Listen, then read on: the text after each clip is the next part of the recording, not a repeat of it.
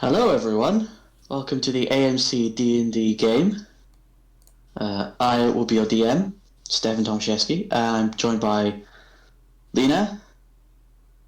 Hi. Okay. Sky and Bethany. Hello there. Hi. So, before we begin, it is one of our players' birthday today. Yes. It's Lena's birthday. Birthday to me. Hey. Yay! Everyone wish her a happy birthday. So yeah, I'm not gonna ask you how old you are. That's a bit rude. I'm not that old. Oh, Thank you, yeah. Dad. You're probably the oldest one here, to be fair. I am. So yeah, is there anything anyone would like to say before we begin? Nothing that I can think of. Shout out to Steph's mom for making me a cake. Actually, no, I made that cake. I had You help. made that cake? I made that cake. You made that cake for me? Yeah, Thank you. That's so delicious. No problem. Like I said, I had help, but like by and large, that was me. No, it's amazing. It's like the cream is so soft and like the chocolate it tastes so rich. I love the cake. You're making me want to have the cake Don't make now, it but I hungry can't. before dinner, Lena. No, let's go. Yeah, You know like, it. I have a slice right here. Oh, come on, Lena. I want cake, but I can't have it because I'm an hour away. Don't worry. I think if it comes to it, I'll make everyone cake. Maybe at the Christmas party. Who knows? Well, how did you do it? Don't say stuff like that. I don't mind. Sounds like a plan. So well, if we're allowed a Christmas party. Make it for the next party then. Yeah. Well, whatever comes first. Yeah. Okay. So if with that cake teasing out of the way, we shall begin. Some music going. Previously, the party had been approached by Elro, the leader of Palebank Village, to investigate a strange illness or curse that was slowing its victims' movements to the point where they would eventually become ice statues and perish. After a near-death encounter in Croaker Cave, the party returned the next day, narrowly avoiding a log trap and befriending a large ice toad named Old Croaker. Riding upon his back across a icy pool, the party came across a pair of Tiamat worshippers, one being afflicted by this illness. In the back section of this cave, they learned that with this selection of Aeorian relics stolen from the first of these victims, a small blue vial containing a blue-like moss fungus was the cause of all of this strife. They also learned the name of it, Frigid Woe. A battle then ensued, with both cultists being cut down before they could leave. Quite brutally, I might add. Only one of them was brutal. The other was more... Oopsie. Nothing to worry about. So, upon investigating the pair's stone-laden dragon-themed treasure chest, the dragon head upon it, the chest, was cracked open, and the blue vial sprayed fungus over most of the party. What repercussions this has, we'll yet to see. Now, having returned to Palebank Village, gotten their pay from Elro, and grabbing some treats on their way through town. The party now awaits their next task. So,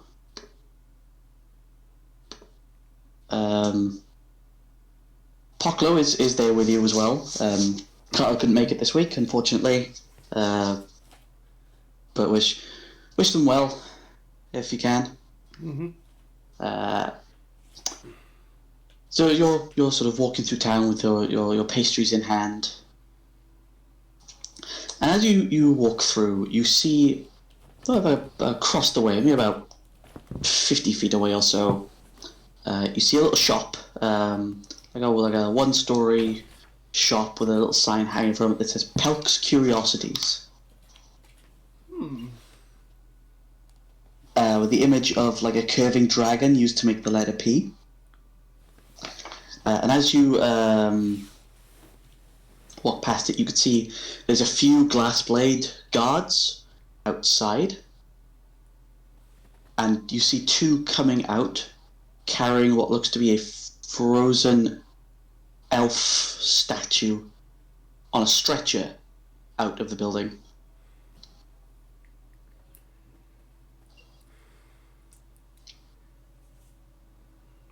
Excuse me.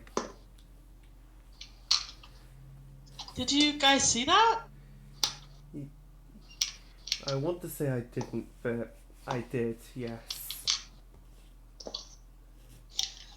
That doesn't look good at all. Maybe we should check it out. If we can get some information as to what happened, maybe those two vials weren't the only vials. Yeah, I think we should check. Maybe like someone took some of the powder, or well, let's have. Okay. So you'll go over. You see the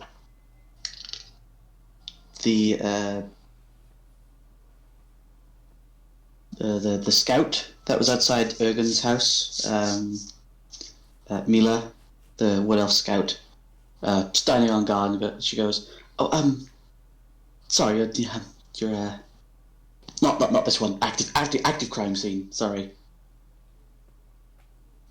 An active crime scene where the person murdered is frozen as an ice statue, similar to all the other deaths recently. Oh, that's not what I was referring to. There was a break-in.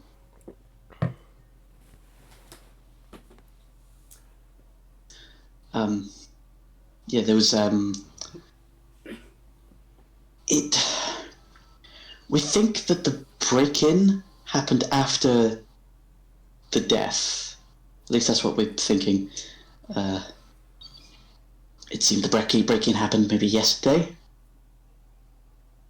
And that day, and she points to the frozen body being carried away. That was Pelk. Verla Pelk. She was she ran this little antique shop, and well, she kept to herself a lot. We didn't really know what had happened until somebody reported seeing a few bandits running off to the south.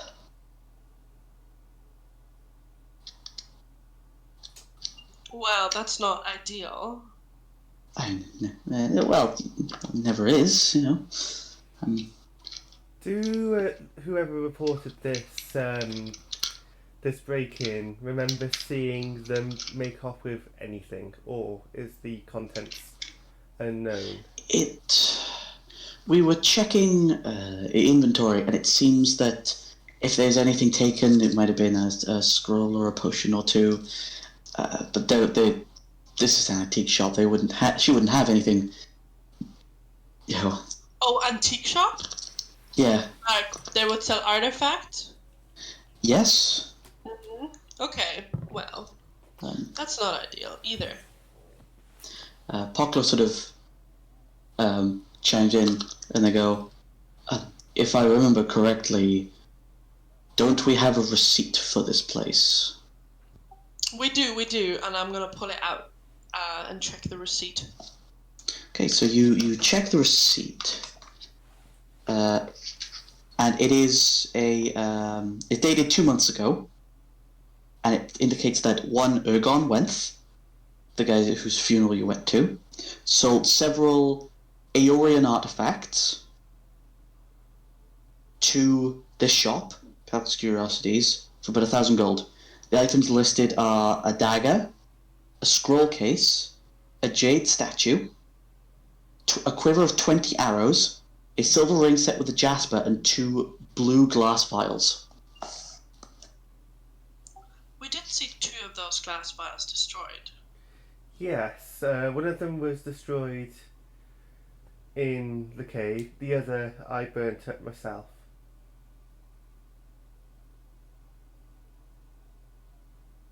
Are you suggesting that maybe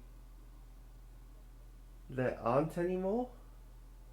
I don't think so, because it took around a month or two to kill Ergon, and now the shopkeeper is frozen. She must have opened those about a month ago, because she wasn't in. She had those. So it's not a recent thing that she was in possession of them. I don't think there's any more. I just think this is just how it happened. I don't think this is significant, but we should take a look inside. Maybe that she kept some powder or something. I'm gonna say that's close to impossible. The vials, when we had them, they were almost completely full. The only issue was the small crack, which meant that maybe a small amount broke through. Yeah, I think so too. So, if there are more cases, it means there's another vial. I think we should check it out and see, have a look inside just in case. Are you saying this in front of Mila, or are you saying Oh it yeah, near her? I'm saying this in front of her. Okay. She goes, We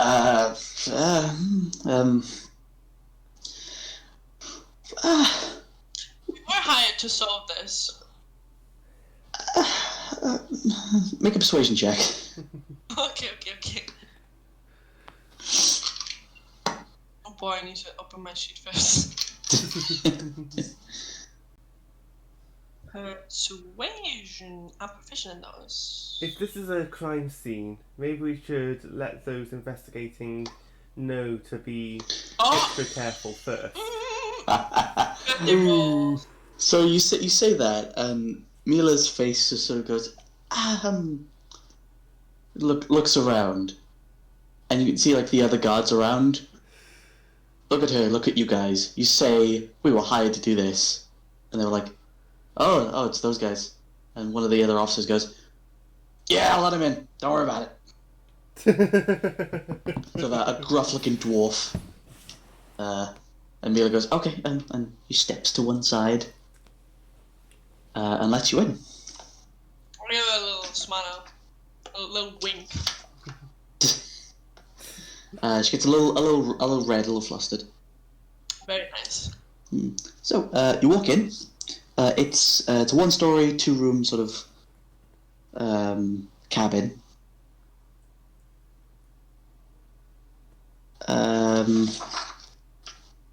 You see that the furniture, the shelves and the front counter have all been smashed, and the shop's where it's now like litter all the entire floor. There's like pots and vases and tables and like little trinkets and stuff just everywhere. Any container that could be opened has been opened. That looks like an absolute nightmare. I think... I don't know, should we help clean up? Please, can we clean it up? Please, I don't like it. I don't like this. I want to clean it up. So Mila turns and goes, not yet. It's Active crime scene. Remember, don't touch anything. But it needs cleaned.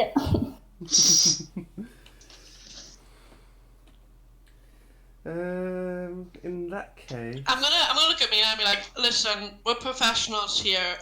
Would you mind leaving us in peace for like a second? It's really important because we use magic to like trace stuff. So if we could just have like a peace and quiet, we'll let you know once we're done. And I do like I'll go like to the side and I'll cast prestidigitation and like wipe it over the floor and make like footprints appear to like pretend that I'm like uncovering these footprints and not making them. Make another persuasion check. It's gonna be difficult, mind.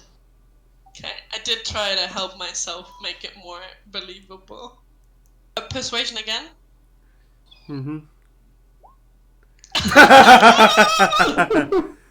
She's back. Better than ever.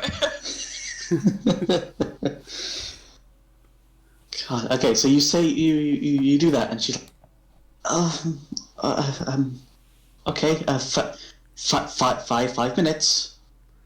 5 And minutes. she sort of turns the corner and sort of just goes like sort of around the other corner, still keeping watch, but like just not anywhere near the door. Okay, I'm gonna lean into Celeste and be like, you've got 5 minutes to clean up. Make it quick and don't be suspicious. You got it. This place is gonna be sparkling. And I'm gonna try to stand like in the view, so Celeste can't really be seen. Okay. whilst you're all doing that, because knowing that we've only got 5 minutes and not 10, I'm going to cast Detect Poison and Disease. Okay, so you cast Detect Poison and Disease. You sort of look around. There's nothing really in the shop area, but you notice that there's a door at the back that's been opened, and you walk through and you see sort of a bundled up bed that the covers have been thrown out of. There's a table next to it, loaded with dirty teacups and a kettle, and you see on the bed. Actually, could you click Detect Poison and Disease for me? I want to see. Okay. Yeah, you can sort of detect the faint traces of what might have been a disease on this bed, but it's super faint. Like you have to really squint to notice it. Can I tell what kind of disease it is, or? Nope, it's just a disease. Captain, can you come over here a moment, please? I sort of yell for Captain to come to me. Yeah, I'm moving over, even Celestial devices. So, I try to detect for poisons and diseases, and it's a very faint. It's very faint, but there's a disease on the bed. Huh. It's super faint. It's probably the traces of like where this person was lying down. Yeah, it's. Do you think? The problem is I can't tell what it is. So, do you think you could help? I mean, I can sure try. I mean, I suppose we can just assume it's furtive out because. Oh, actually, let me check where she died. And I'm gonna go to the. Okay, so you walk outside. While all this is happening, Celeste, I would like for you, please, to roll me a stealth check to clean quietly. And I am going to get I feel like she'd be singing as she cleaned, though. So, is that disadvantage? Yes, it would be disadvantage. Do-do-do. Cleaning up a crime scene, do-do-do. It's active. Oh, look at that spot, it's gone. Alright, go for it.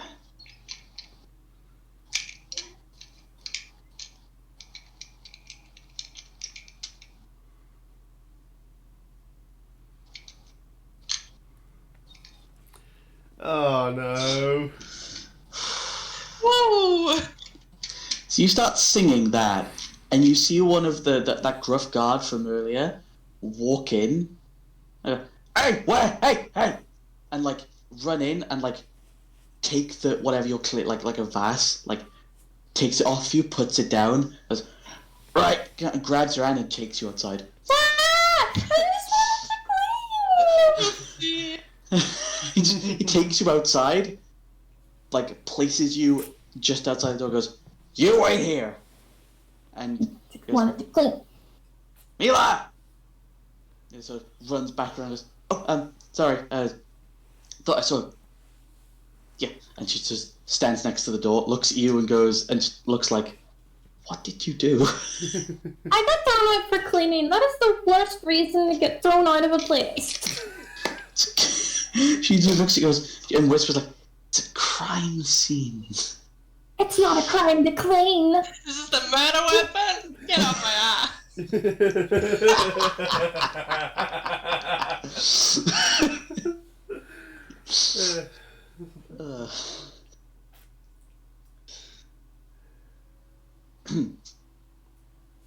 So Celeste, you've sort of been dumped outside now, and the guards that are around, like there's like 2 or 3, and are just keeping an eye on you.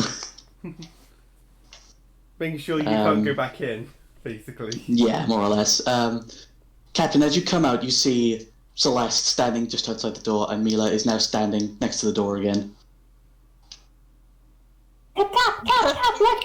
Gonna check and be like, well, that's on you, my dear. I'm a cold-hearted criminal now. I'm so proud of you. Yeah. I will like be about to say like me too, and I'll be like that's actually not great being a criminal. So you know. But I'll lean down and be like, good job, well done. I'm proud of you. Yeah, I'm gonna be proud of me. Mayor, actually, can I talk to you for a second? Just Yes. What's? And she sort of leans on the wall, like, yes. What's? How can I help? Where did you find the body? In the bed. Cool, thanks. That's it. Bye. And I'm gonna turn around and leave. Oh, okay. Yeah, I'm gonna go back to inside and be like, okay, the person died in the bed. That's probably why the disease is still. Okay, so with the exception of the bed, there's no other diseases or poisons. Okay. Do you think we could convince the guards first to take all the covers off the bed so that we can burn them? Or do you think that they'll want us to keep it here? You know what? I've got a fantastic idea. Mm-hmm. You stay there, I'll be back in a second. I'm gonna go outside and look at me. Like, Mira, I got another question for you. Yes. There is very dangerous, super dangerous. There's still disease lingering on the sheets, and we don't want anyone to get affected. So, would you mind if we take care of the bed sheets and get disinfected professionally, because we are professionals? Make another persuasion check. So, I can't keep making these. I will run out of luck eventually. Yeah, I know. No. That's still not bad. She rolled a 16 as well. Oh no! I did wing it earlier. So she just goes, "Oh, well, I mean, if it's still Infected? Yes, of course, yes. Just, discreetly, Yeah. You guys got some water on you? And they all look, and one of the other guards, sort of a slightly shorter, like high elf, with like a man bun. Somebody goes, "Why, yes, I have my water skin here. Wonderful. Hand it over, please. Be sure to give it back." Yeah, actually, you can just open it. Just open Okay. it for me real quick. I'm gonna like suck the Yep. water out. Control water. Okay, so you use shape water, and it sort of trickles out. So yeah, I'll keep it in like a little bubble, and then I empty my water bottle into it as well, and then like let it trail after me to go back inside. Okay, so it's this like floating mass of water just trailing behind you. You do know I have a water skin as well. That's perfect. We will need that too. I'm gonna go inside and be like, okay, River, are you ready? Yeah, I mean, one moment. I need to read what torches can do. Oh, I was gonna just set it on fire, and I'll put it out. Oh, you got some more water, by the way. Yes, I do have more water. Ideal. The more we have, the easier it will be yeah. to put out. Okay. I'm also going to remind you that this place is currently surrounded by snow. Oh. You know It's what? very snowy out here. I did not realize. I'm gonna go outside and be like, okay, you prepare. I'll be right back, and I'm gonna melt some snow. I think I can do that with shape water. I believe so. And then I'm just gonna take max amount of water Well, and bring Okay, it back so inside. you have this 5-foot like radius sort of like diameter sort of bubble of water. You're taking this huge patch of snow off the ground. I'd like it to be like a perfect 5-foot square. Sure, it is a perfect square of water. And I'll just like look at the guards and be like, finger gun them while I go back inside with my square of water. It's you have to thin it out a bit to get it to fit through the door. That's fine. I'll be like, we're professionals. Don't forget that. Okay, so I can't use burning hands, but I have these torches, so... And I also have some alcohol, so we could use the alcohol, make it burn a bit more, and then we can extinguish it. What do you think? I think that is perfect. Light those sheets up. So I pull out a bottle of ale, empty the contents onto the sheets. Okay, so you splash it all over, yeah? Yep. So I'm now down to 14. I then pull out a torch and my tinderbox. Set my torch on fire, and then carefully put the torch on top of the bed sheets to set it alight. Okay. Okay, I would like for you, please, to make me a survival check. Okay. But because you've already set the bed with alcohol, Disadvantage. it's gonna lower the DC by 1, only because it's ale and it's not that flammable. Okay. Because it's not that alcoholic. I mean, I could have used the wine instead. Rum is 40%. I don't have rum. Ale. I only have. Oh my god, I I don't- did not listen at all. Sorry. I have ale. But Oh, come on. Professional. yeah, it's you try and put it in, and it's not catching. You don't know why. It's just you've not really had to set fires like this before. Oh, You're usually magically aided, and this is like you're like shoving it into the bed. Like, why isn't it working? like poking a mouse with a stick, right? More or less, yeah. One moment, and I hand the torch over to Captain to hold. I'll hold it.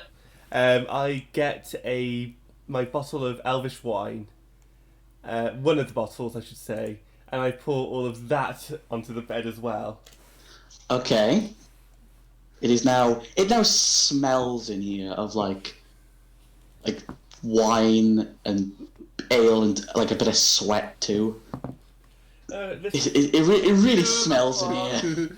This should extinguish the flame, and so this should ignite it now. And so I ask for my torch back, Yeah, hand it back over.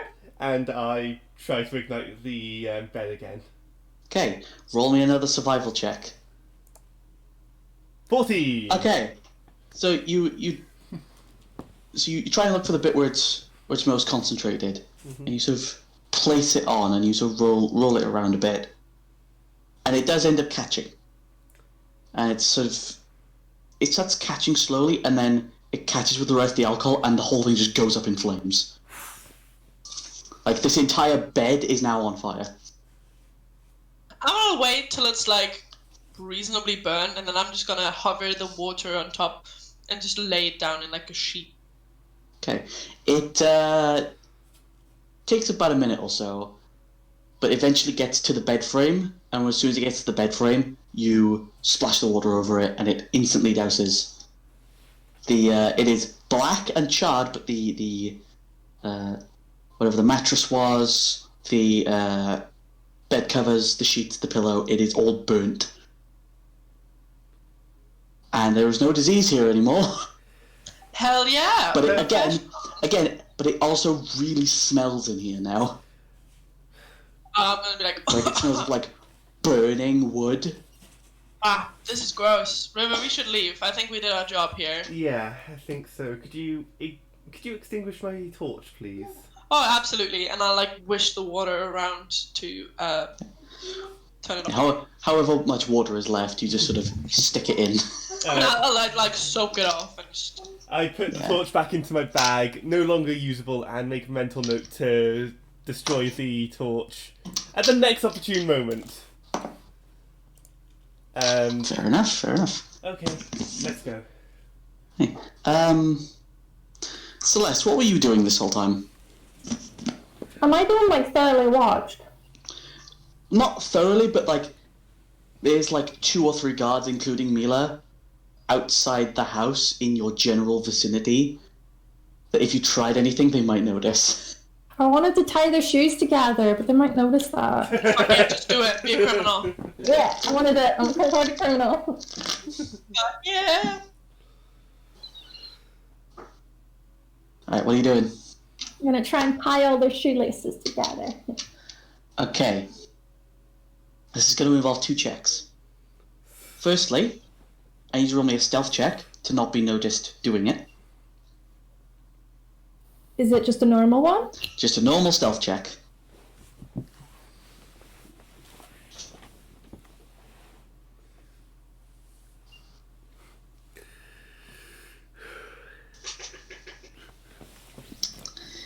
So you go down and you try and tie their shoelaces together. Dun, dun, dun, dun, dun, dun, dun, First dun, thing you dun, dun. notice, they don't have shoelaces, it's all strapped. The boots are strapped on. And as soon as you realise that, you look up and the guard is now looking down at you. Oh, look, a penny! Wow! Make a deception check. No. Was that perception or persuasion? Deception. Deception. Oh no. We're fucking living the criminal life. Celeste, you're not a very good criminal, are You you? had a bad influence on me. You're welcome. It's the gruff dwarven guard sort of grabs you by like your shoulder, like your clothes, Ow. pulls you up, Ow. and is like, and he just looks at you and says, "This is your last warning," and sort of picks you up, like by your body, and places you next to the door. And now he's just watching you. Enjoying the show? Oh god. At this point, Captain and River, you walk back out. Proctor's been outside, just sort of keeping a general eye out this whole time. pretending not to know me. More or less. River instantly sees Celeste is just sitting at the door. What did you do now, Celeste? You wouldn't let me clean. They caught you, didn't they? You do know this is a crime scene, and therefore cleaning it will stop them finding whoever made off with those artifacts. She like sniffs and she's like, "Why does it smell like alcohol and burning?" That's not a business It's a idea. crime scene. Good job. I want to high five her.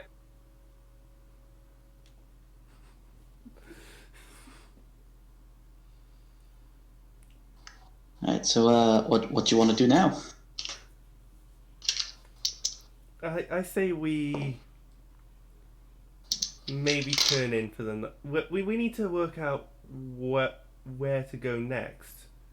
Because, yes, these criminals made off with valuable stuff, but none of it is the frigid woe, which means... Because there's no diseases there, and I would have known if another vial was there, because there'd probably be traces other than on that bed. So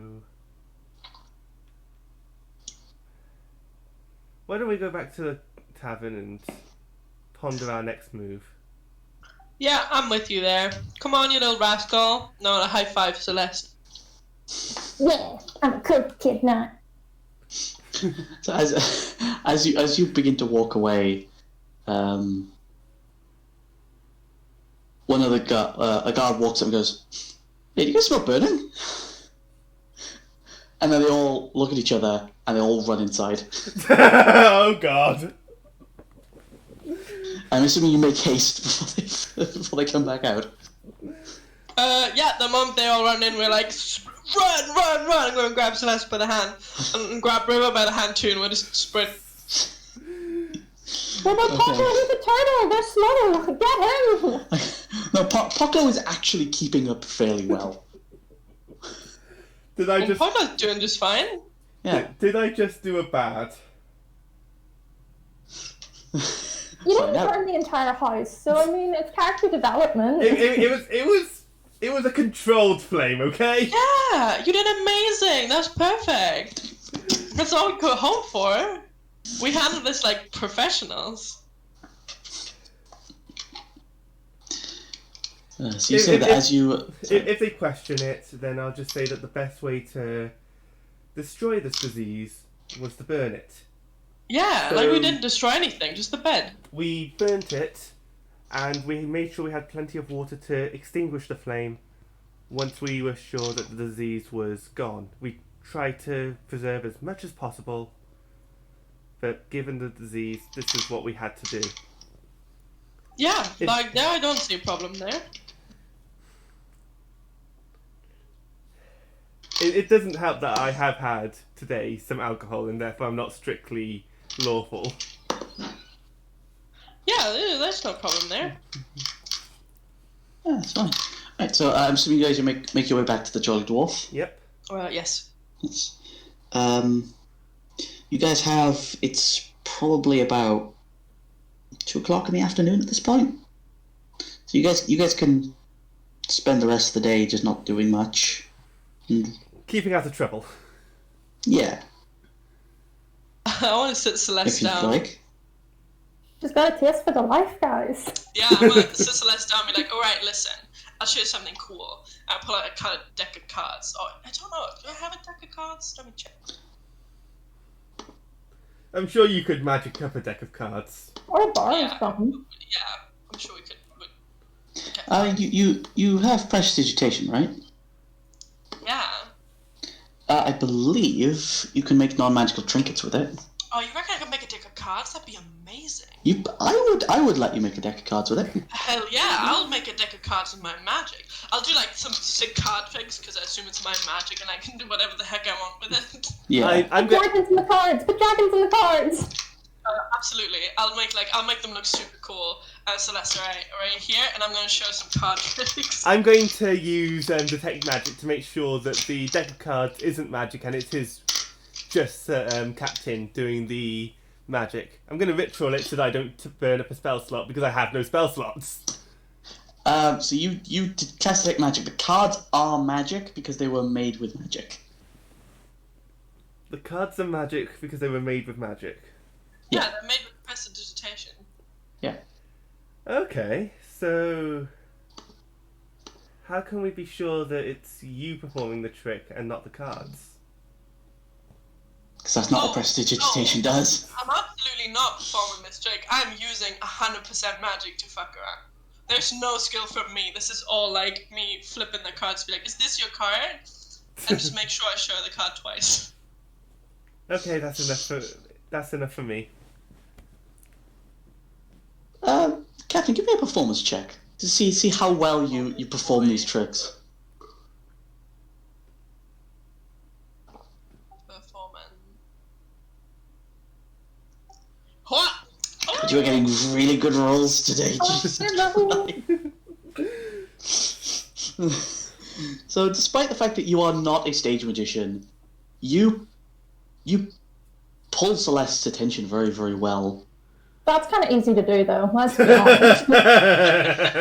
That's fair, but it's also you probably get the attention of some of the other tavern goers as well, and you pull a little bit of a crowd, like about 4 or 5 people, with your card tricks. Wonderful. I'm gonna like put some coins in the middle and be like, who wants to have a card trick done? Is there anyone else using magic around? At the moment, not really. I mean, Celeste is giving off a little bit of magic. So is Captain, but you know that they're spellcasters. Yeah. Poklo is also giving off a little bit of magic. Yeah, there's definitely nothing funky with the Captain. It's just, magic. So we're all spellcasters now. Interesting. Very interesting. So I'm gonna put the cards down in front of Celeste. And be like, all right, you want to try that too? You want to make some? You want to what? You cut out. What did you say? You want to make some cool tricks too? Do some card tricks? Cause I can teach you.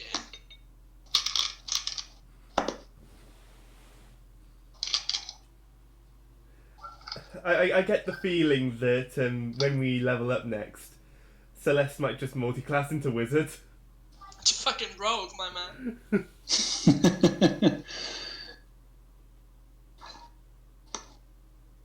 I know well, we have a Celeste. nice moment here, but Lena, you keep cutting out for me. Is this any better?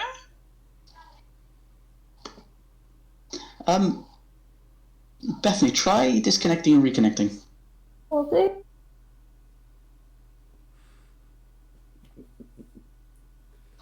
I can just see it now that Celeste just multi-classes into wizard. I'll make sure the intelligence for it. Oh yeah, you need Oh wait, no, she does. Hello? Hello, is that any better? Is this any better? A little bit. Could you just say the exact same thing all over again and see if it works? Of course, absolutely. I'll look at you and say, do you want to try some card tricks too? I'll teach you. Yeah, I want to fool people. You know what? That's wonderful. I can teach you all the ways. Please. I'm going to sit down and teach her some card tricks. I'm going to tell her some pirate stories from back in the day. Okay. So you get taught Celeste gets taught a few basic card tricks like how to predict like what card someone's going to choose and just basic stuff like that. And you get told a few. I imagine the stories are altered slightly. Oh yeah, none of most of these aren't even my stories. They're just I just hear them from somewhere and just say like, "Oh, I did this." So you were a pirate then, Captain? Well, yeah. As a captain, I did used to be a pirate. So is Captain then just your nickname, or? Yeah.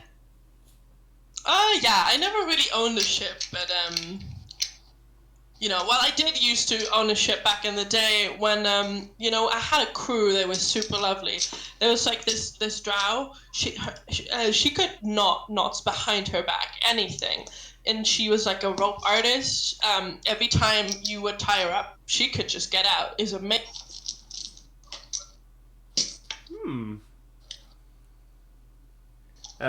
River does not know that being a pirate is bad or not, and is just fascinated by some of these stories. Yeah, Pocolo pulls up a seat as well, interested in what you say.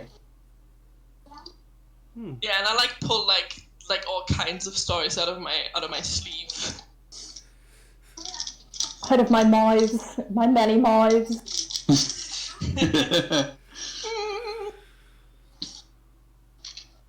So yeah, you I'm assuming you spend the evening then, the afternoon and evening telling stories and over drinks and food. Mm-hmm. Yeah. Your guys' room is actually tonight. Pardon, By sorry? your guys' room is actually paid for tonight. Ooh. By Elro. Very nice. As a courtesy. It doesn't cost that much, so it's fine. Who is sleeping with who? So there's only 2 rooms. I think it's the same usual. Poclo is with River, and Captain is with Celeste. I think that sounds fab. That's just what we usually do, isn't it? Right? The two criminals, the criminal nets. The hard lads, yeah. Poclo does notice, whilst in the bedroom, that River is writing a couple of copies of a note. But River doesn't share anything about the notes. Poclo doesn't ask. They don't pry too much into other people's business. So you can write those notes, and you all eventually find your way to sleep and trance.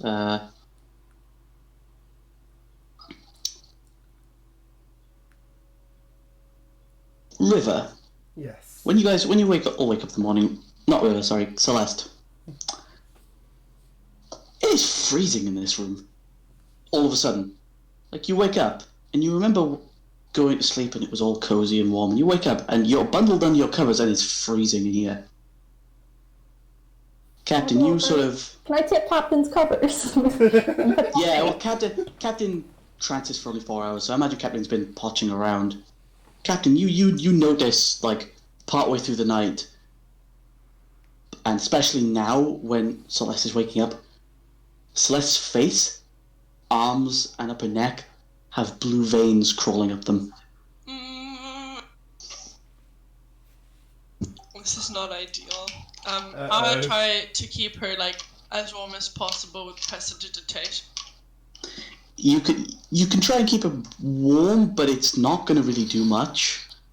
Because Celeste, you are cold and you have no idea why. And you look at your hand, and there are blue veins all up your arms and hands. Ah! Captain, what's happening? Captain.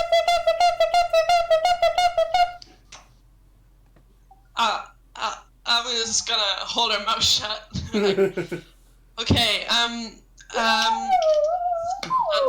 that's awful. I think you called the call.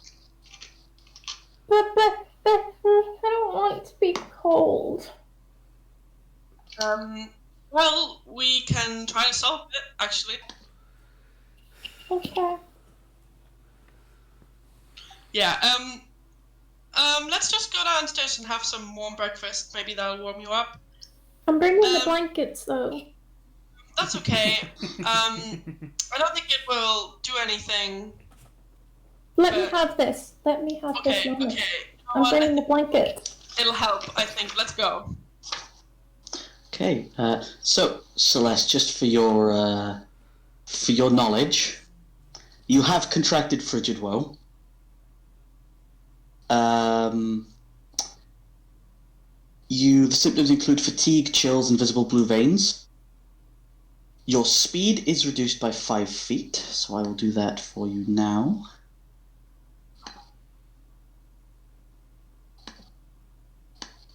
And every 10 days after, you'll need to make another saving throw. Or it gets worse. Okay. And I'll just sort of put that on your character sheet. I will make a note to put that on the character profiles as well. Frigid Vostam. Yeah.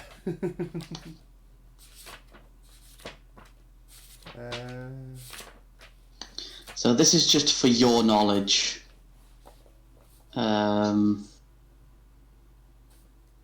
Bethany, just so you know what's going on. Yeah. I don't want it though. I know that's not going to change anything, but I don't want it. Well, unfortunately, you've got it now. So, River, you and Poco come downstairs, and you see at the table, at sort of one of the tables, is Captain and Celeste. Celeste looks like you can see all the blue veins up it, and you've currently got a hot bowl of soup, like stew, in front of you, Celeste. It's warming you up inside a little bit, but you're still really cold. Can I taste it? You can still taste it. That's all that matters.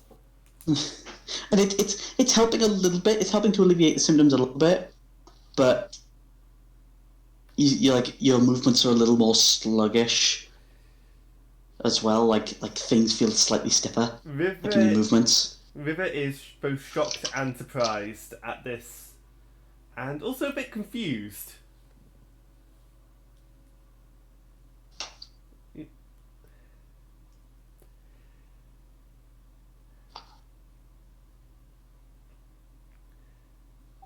So yeah, I think Celeste contracted when we had the chest escapade.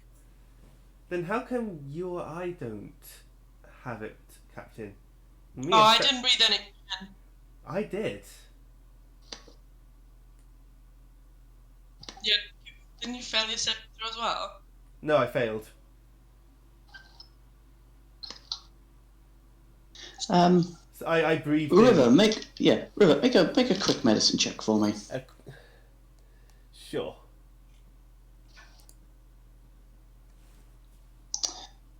You know that some diseases take a little bit for the symptoms to start showing up.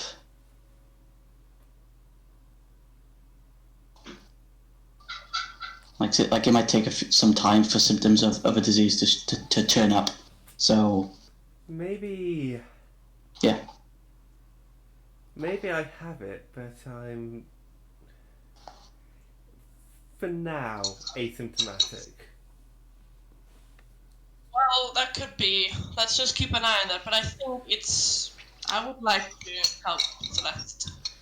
Celeste is our Whatever. priority, yes. Yeah. So as you sit there and you order your breakfast, You know, could I have... you see Elro. Oh, sorry, yeah. Go ahead. River asks if she can have a pastry for breakfast. Yeah. You get like a meat pie. Mm-hmm. It's a pastry. It technically counts. Yeah. Nice hot slice of meat pie.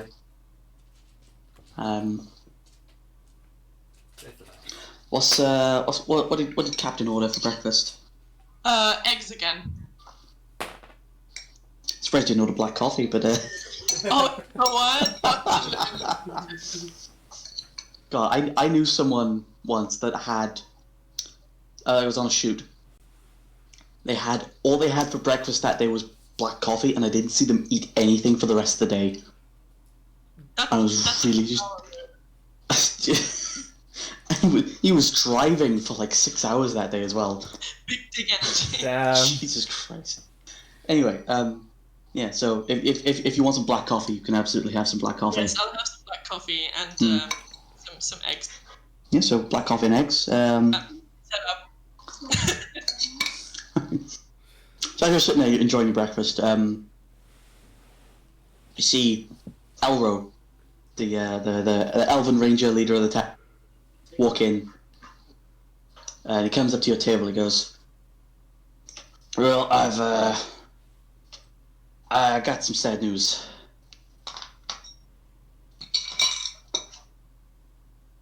That's it. Sorry, you cut out then. Sorry. Well, what is it? What's the bad news? I don't know if you met them. Irvin, Fenton, and his. They've come down with the illness. Oh, the trainer. Sorry? The merchant. Yeah, you know it's the merchant, its husband and the 2 daughters, Honor and Magic.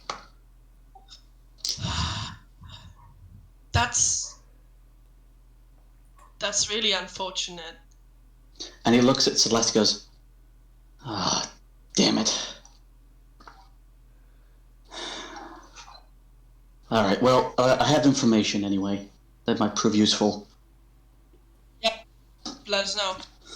Well, thanks to being able to look at whatever this was, I managed to get some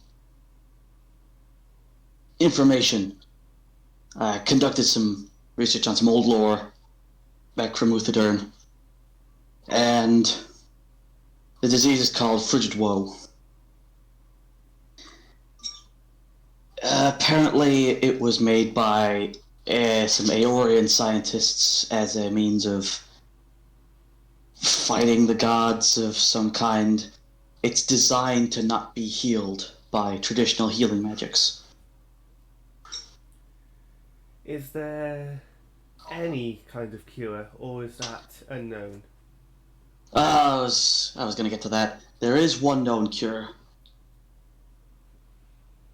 Some sort of milky liquid that the Aeorians used to store in golden vials. Now, my thinking is that maybe you'll find these vials in the same place that Ergon found the vials of frigid woe. So, in that case, I have another job for you. I need you 4, sorry, and I need to go to Idlecross and retrace Ergon's steps. If it's the only way we can cure them, then it's the only thing that we can do. Yeah. I don't want to let everyone die. It might be a good to help people for one. Celeste will be safe with us. Yeah, as much as you being ill, Celeste, may impact this, you're probably one of the most qualified people to get this done.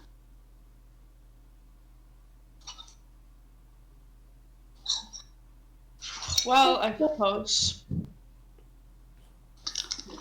And there is pay as well, if you get back. Well, I guess that's a nice, bet on. Alright, you've got the rest of the day to prepare. Sorry? Did your research tell us how long it takes for frigid woe to kill? Or is it something that can be very variable? Not really. It's, as far as I'm aware, these are the first recorded cases for centuries. A millennia, even. So I'm not entirely sure.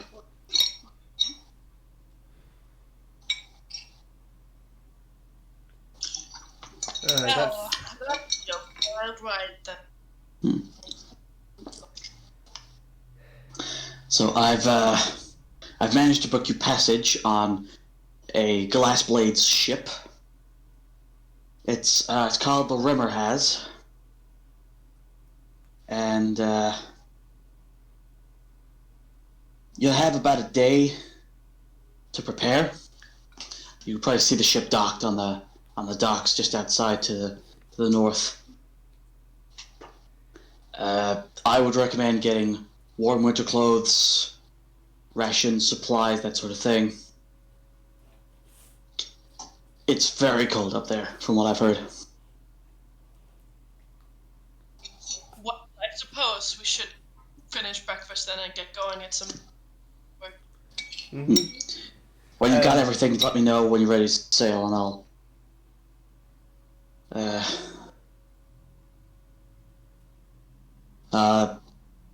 You let me know, and I'll lead you to the ship. Mm-hmm. Thank you, that's very helpful. Oh, you're welcome. Let you get on then, and he gets up and leaves.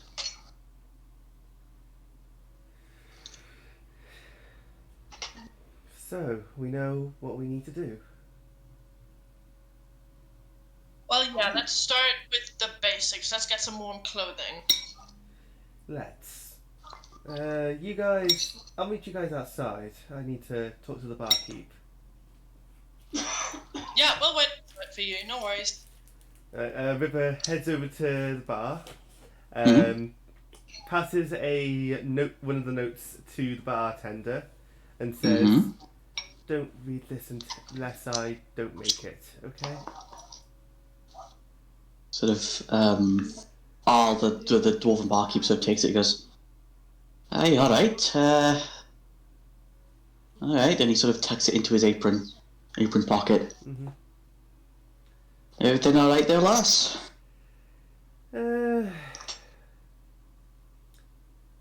I will be, hopefully. Alright then. And then she leaves to join the others. Okay. I will make sure to send you a copy of what that note actually says, Stefan. Yeah, no worries. So, so you're going out to buy winter clothes. Mm-hmm. It's fairly easy to get. Some sort of cloak or, stuff like that. I would say for warm winter clothes, like cloaks and such, it's going to be about 2 gold each. Sure. Pretty reasonable.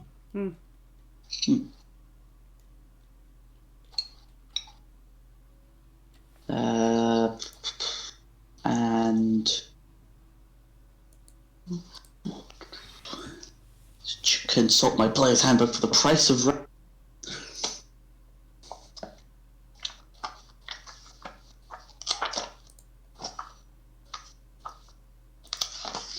Let's see.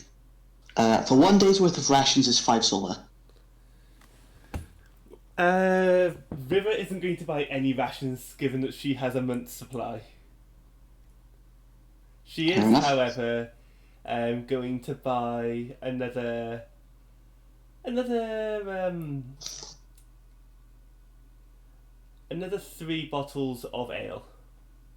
Okay, you can buy those at the tavern. Yeah. Okay, so mark off however much that was. I can't remember. 4 copper each. Okay, yeah. So that is 1 silver and 2 copper. And I now have that much ale. Awesome. Okay, so you all now have 1 winter clothes. How many rations are you go? The rest you going to buy? Okay. I'm gonna get rations for me and Celeste for like a pocket or two. For about a month, I think should be. So a month in total? Each, so 3 months. Each. So 3 months of rations. Okay. So we'll say that 90 rations. That works out to. 45 gold. I gotta do some. How much? Sorry? 45 gold. If rations are 5 silver per ration, and you're buying 90 rations, then it's 45 gold. Look at you Alright. doing them. Professional. See, it always helps to have a math student. Also, someone who works with a lot of maths on your party. Because sometimes your DM just can't do maths properly. Sometimes the math student can't do maths properly, but that's besides the point. It helps. It helps a lot, Yeah. trust me. So, is there anything else you guys would like to buy? Pastries. Yes, Get the you lady. may. Yes, so, I think you've converted me to pastries. There, Celeste. It's what I do.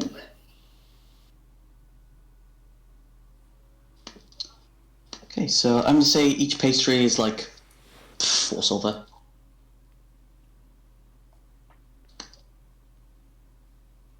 If you want to mark that off.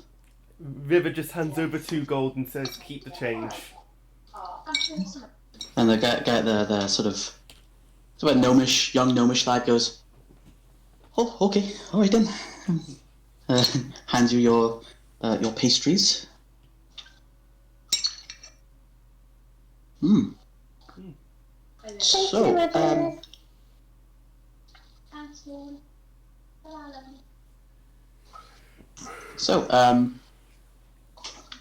You guys gather up everything you need. It's your last chance to buy things before we go. So does anyone else want to buy anything else, or are you good? I think we should be okay if you guys are. Yeah, there's nothing. Oh, actually. Oh no. We've got plenty of healers. What? Did you want to buy healing potions? Yeah, I was thinking about that, but then I remember we have 3 out of 4 healer. So, Also, because it's a fishing village, the yes. temple might have 1 or 2. Actually, no. You'd be able to buy healing potions here. Actually, yeah, because they're It's probably pretty much best. the only way to get the Isle. So, yeah, you could buy some healing potions if you wanted to. I don't think it's necessary. Alright, fair enough. Oh, actually, can I see if anyone has a map of Isocars? A Oh, map- someone's bound to have a map. Yeah, if I can purchase one somewhere. Let's see. Let's just check my document here.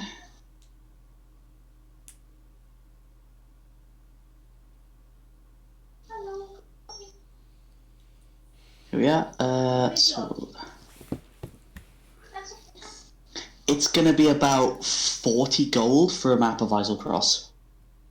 I think that will be worth it, so I'm gonna purchase it. Okay. So mark down on your notes, map of Isle Cross.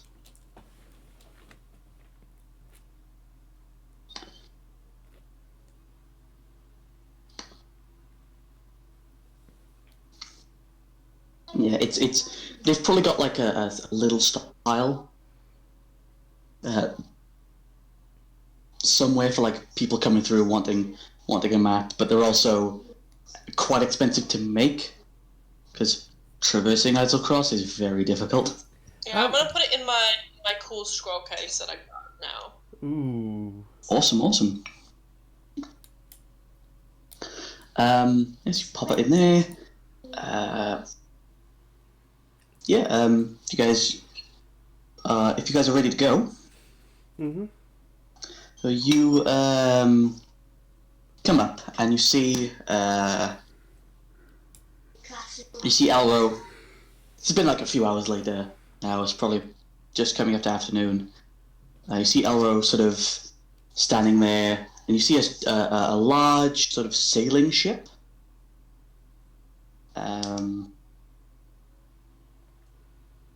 And Elro says, "All right, this is the rumor has. You'll be taken to Cerinlia on Foreign, Islecross's largest island. And once you're there, talk to a dwarf named Orvo Mustave. She's gone on a number of expeditions, and she's had a few adventures with Urgon as well, so she'll know where he went last. Once you have the cure, use on whatever you need for first, or on Celeste, or God forbid anyone else catches it. And then go back to Cerinlia. There's a person called the Buyer. There's an elf called the Buyer. Give it to them. They'll teleport it back here for us. You got that?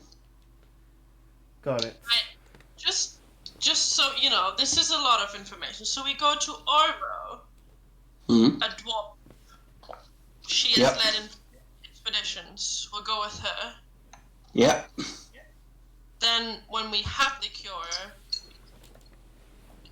we use as much as we need. Then we go to an elf. That's right. What's his name again? Sorry. They're called the Buyer. Oh, the Buyer. Very shady. They will teleport it over here. Yep. Okay. And then you make your way back here. Oh, okay. Where is the elf? Sorry, just checking. They'll be in one of the tents in Cerinlia. It's sort of like a tent town. Okay. Do you want that spelled? No, I'm fine.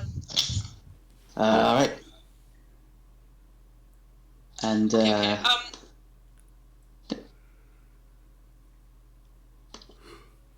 So, as you sort of turn and look at the ship, you see coming down is a wood elf, bald head, dark eyes, smooth, sort of bluish green skin, tall build, but just probably only about 5'5", sharp face, has an eye patch.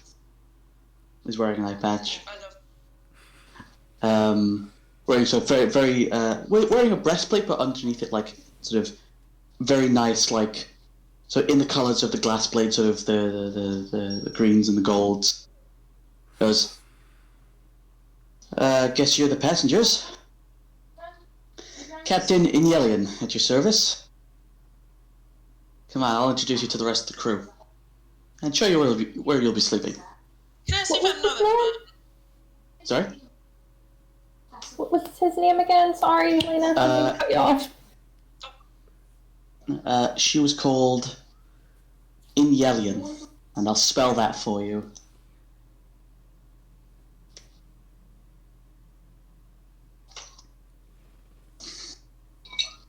It's a very elven name.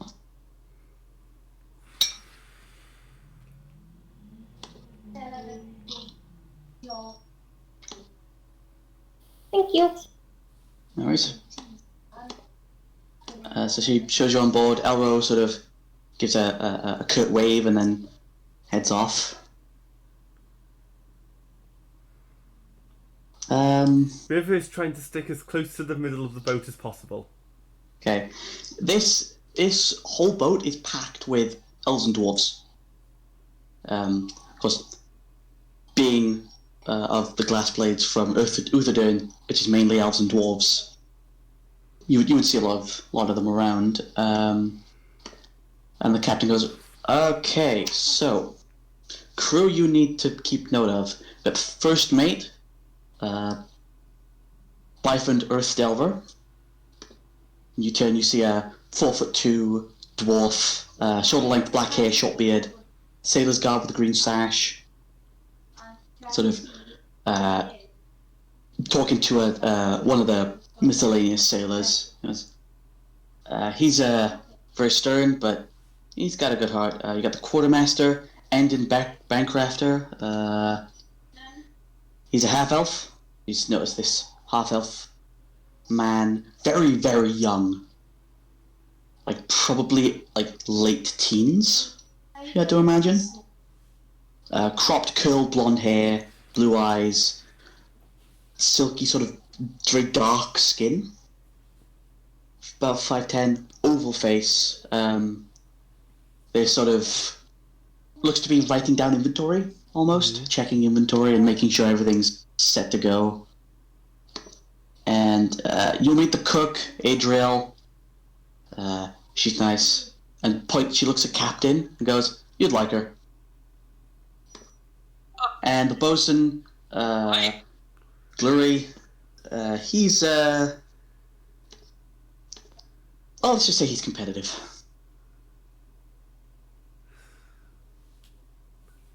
Alright, I'll show you to your quarters then. And she takes you all the way down. All the way down into a small cabin. Looks to be 4 hammocks in this one room, and it's very small. We recently had a few crew pass on, so this is where you'll be sleeping. So puts a hand on Pocklo's shoulder and Captain's shoulder. Get unpacked and we'll be sailing in about an hour. And she turns and walks away. River doesn't... I love her. I don't like how we're so close to the bottom of the ship. This is actually, as you know, because I previously have worked as a pirate, I can tell you this is probably the best part. We're not, like, super close. There's still, like, a whole, like, bit underneath that's, like, for storage. So you're, like, in the middle. This is basically, we're, like, in the center of the ship. So, like, super, super safe here. If you say so, Captain. Yeah, you should definitely trust me. I trust you. Pocklo sort of goes, "Nah."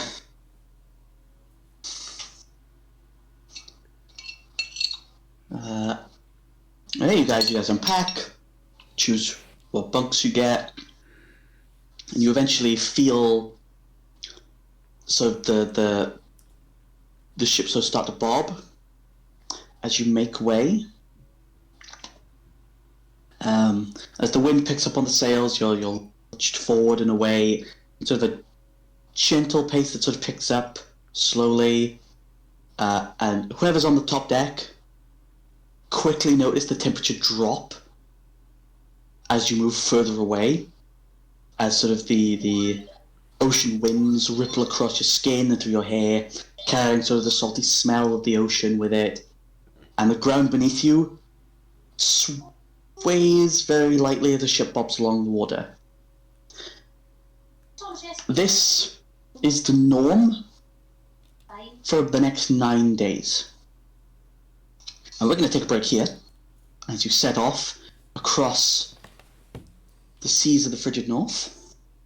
So we'll be back in about 5 minutes. Don't go anywhere.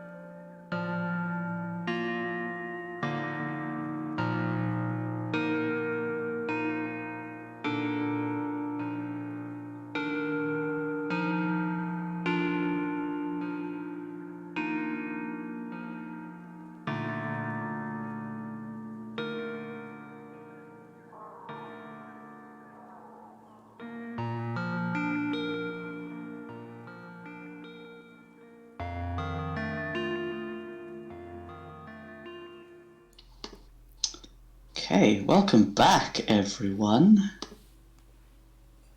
I hope this is the right one. Gonna get some ambience going. I think this is the right one anyway. Yeah, that's the right one. All right. So, you're on the ship. It's cold, but you've got your winter clothes, and if you want to help out, you can do some miscellaneous jobs. You can help carry things. One of you can be in the crow's nest if you want to. River just keeps to herself, but agrees to help heal anyone if they get a cut or if something breaks. Okay, yeah. They're not usually accustomed to having a ship doctor, so that'll be nice. There is a little bit of confusion, Captain, between you and the actual captain. Hell yeah. So most of the crew have taken to call you, not the captain. Not the captain. So they'll just say, not the captain. The captain. It's fine. I'll accept it and I'll chuckle every time. And Celeste, they're all a little confused as to why there is a child on board, but they kind of just go with it. Isn't one of their crew members a child as well? You ask around. The quartermaster's like 18. Huh. Baby.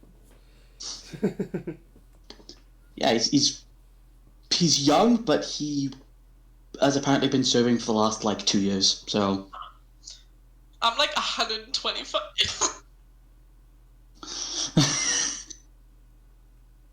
bear in mind, he's a half elf, That is true. That's true. so he's going to age at the same rate as a human would. How's the sun doing? How bright is it outside? It's because of the northern region, and it's usually quite overcast in this area anyway. It is quite overcast. Oh, I don't get like the sunlight sensitivity. Yeah, no, not around here. It's enough where there's enough light out where it's bearable. Not going to be suffering anything for it. But if it was direct sunlight, you'd be really struggling. So, unless there's anything anyone wants to do or anyone wants to talk to anyone, we'll sort of move on. Mm-hmm. Actually, I'll Okay. see if I can talk to some of the sailors and like hit up the topic about like Dark Toe and the revelry and see if there's any news or anything, if they know anything about it. You get, so from talking to some of the crew, you get the sense that the revelry don't come up this way too often, but there's been a few reports of 1 or 2 revelry ships in the area. The Glassblades don't really tend to deal with them too often because of how far away they are from Dark Toe. Okay, that's good. They mainly sail the waters around the Menagerie Coast. They sort of trail into the waters of the Ultimate Sea in Taldore, and the Obsidian Ocean as well. So they tend to stick to that sort of region, but a few do come around here sometimes. Yeah, I'll leave it at that and then just like be like, okay, that's cool. I'll just hear about them at some point. Yeah, they've no reason to look into that because you're just a passenger. They really don't mind. So, on day 3 of your expedition,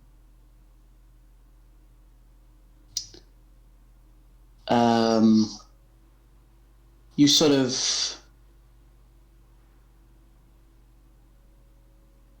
as you're sort of potching around, Captain, you're the first to hear this because you don't tend to sleep for that much. You hear a sort of a sort of light tapping on the deck. get up and check it out. Okay, so you get up and check it out. You look around. It's a really overcast night. And you feel something very, very small strike the top of your head. I'm gonna like rub it in, like it sort of bounces off and hits the floor. It's a tiny piece of ice.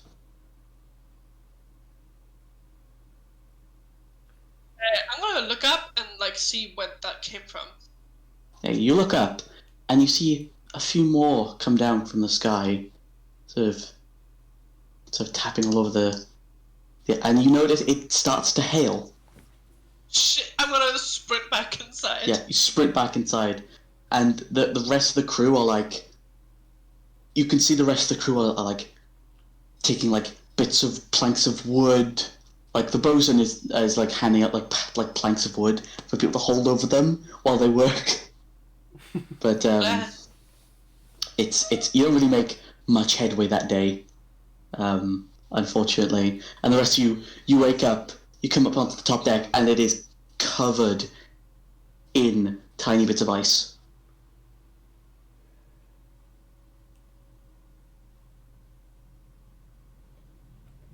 River instinctively just goes back inside.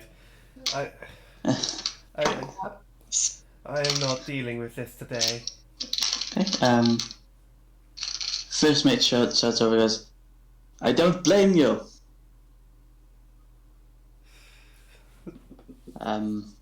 Poklo's been staying inside. Just doing some like meditation. Occasionally helping out with like lifting loads, pulling ropes, things like that. But very much keeps to themselves. And it's that day's a difficult day because it's just hailing all day. Would anyone like to react? Anyone else like to react to the hail, or is you good? If anyone is seriously injured, just send them to myself and I'll patch them up as best I can. Okay. I want to go out and like try to help as best as I can with everyone else. I'm like, can I even shed water to like not make the hail hit me with like a little hail cap? I'll say you can direct it away from you, but that will take up that you'll have to focus on that. But even though it's a cantrip, you'll have to focus on that as well as doing other things. So it's sort of splitting your focus is a little difficult, and occasionally you forget to keep the spell up, and just a bunch of hail hits you on the head. Okay, that's fair. I'm assuming Celeste stays inside, or are you? Can I use destroy water to get rid of it?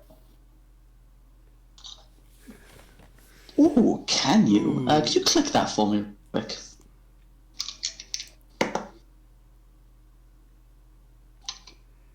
Sort of click on create destroy water. That's a spell I don't get access to.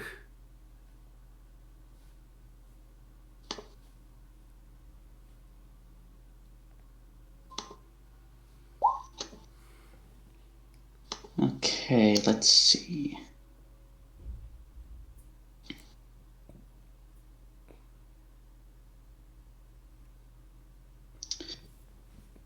I'll say, because it's, I'll say you can, but it'll most likely be at sort of the end of the day when some of it started to melt a little bit, and sort of, so you go over and you just, a lot of them just sort of melt and evaporate, as you see a lot of the swabbies trying to just sweep it off the edge of the ship, and then you do that, and they're like, they look at you, look at their mops, and that like their brushes, look at you again, sigh really, really, and just carry on sweeping. They're just sweeping nothing then. No, they're sweeping like kind of what's left, and sort of like mopping up like other bits of like, you know, whatever the hell lands on the ship, like dirt, sweat. Some people like cut themselves on the ropes and they sweep up blood. Mm-hmm. They mop up the blood. I'm patching. Yeah. I'm helping to patch up anyone who's been injured, and then if there's any damage to the ship, I'm using mending to try and patch up the ship a little. Yeah. You go to use mending on the ship, and the bosun literally grabs your hand before you cast and goes, do that for you, lass. That's my job. Appreciate the help. But, I mean, if you want to help. If I got the tools, then I might as well help. Alright, so you help the bosun. Yep. You notice that anytime you fix a little bit of the ship, and he fixes a little bit of the ship, he's sort of keeping score. Like that's he is keeping score of how much of the ship he has fixed versus how much of the ship you have fixed. Okay. Competitive one. I'll join your little game then. Yeah, it ends up being about neck and neck because you mend quite quickly, and he's a dwarf who's been trained in this, so he's very, very good at quickly patching up the ship. There's not really that much to patch up either. It's more just general maintenance, like going down, cleaning like bits of the ship, making sure the sails are repaired, things like that. It ends up being about neck and neck.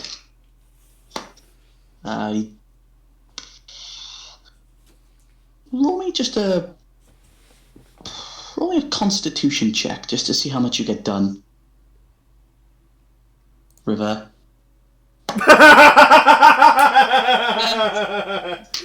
Oh god damn So it. you end up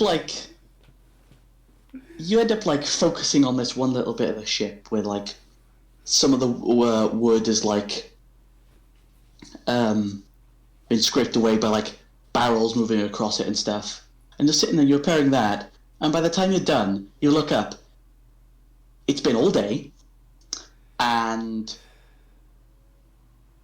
you see the bosun sort of leaning on like a barrel, and goes, "I thought you'd been done with that a long time ago.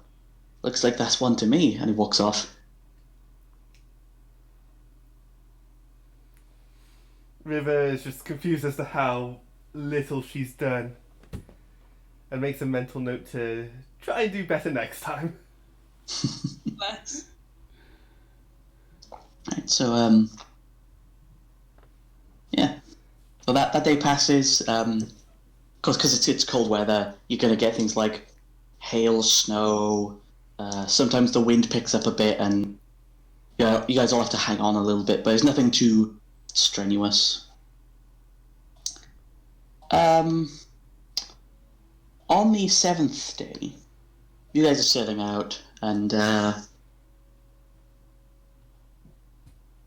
would anyone like to be up in the crow's nest this day? Yeah, can I take Celeste with me as well? I'm going to advise against it. You cut out massively then, sorry.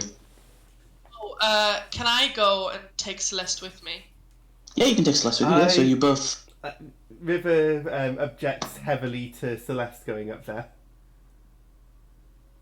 Nothing you can do to stop him anyway. I'm going to say that now. We're just like, okay, yeah, bye, as we walk. Okay, in which case, River is just going to help repair the ship. The captain is just the single worst combination of characters. Yeah, you climb up onto the ship. I would like you, please, to either one of you. Okay, you are handed a spyglass as well, so either Captain or Celeste can make a perception check with advantage. Dibs spyglass. Absolutely. I'll be like, you should try this. All right. Make a perception check with advantage as you scout out across the seas.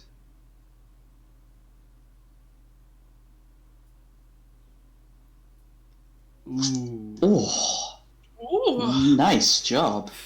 Thanks. I was born to do this. So you see, you're up there for a few hours. It's probably coming to about 12 o'clock-ish, you think?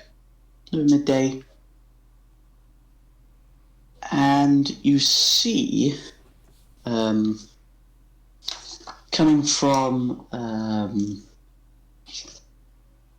the west, a large sort of ship made out of dark wood. Seems to be sort of the same-ish sort of make, a little bit stouter than yours. Sort of coming in from the west to the east. I'm gonna lightly hit Captain and be like, Captain, I see a thing! What do you see? What do you see? It's a big, dark ship at the west. Port, starboard, one of the two. Well, what? Can I have that spyglass real quick? Just checking. You know, just I believe you, but check, like, you know, see where exactly. Here, I don't mind. Oh, I'll have a peek through as well. In as well. Okay. Yeah, make a perception check with advantage.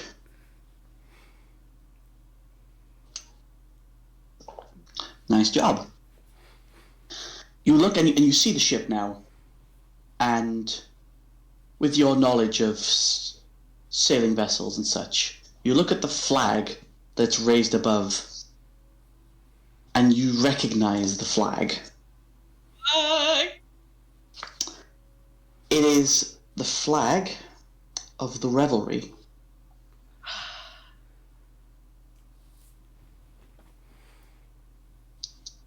It's, well, can I get a picture up of it, actually?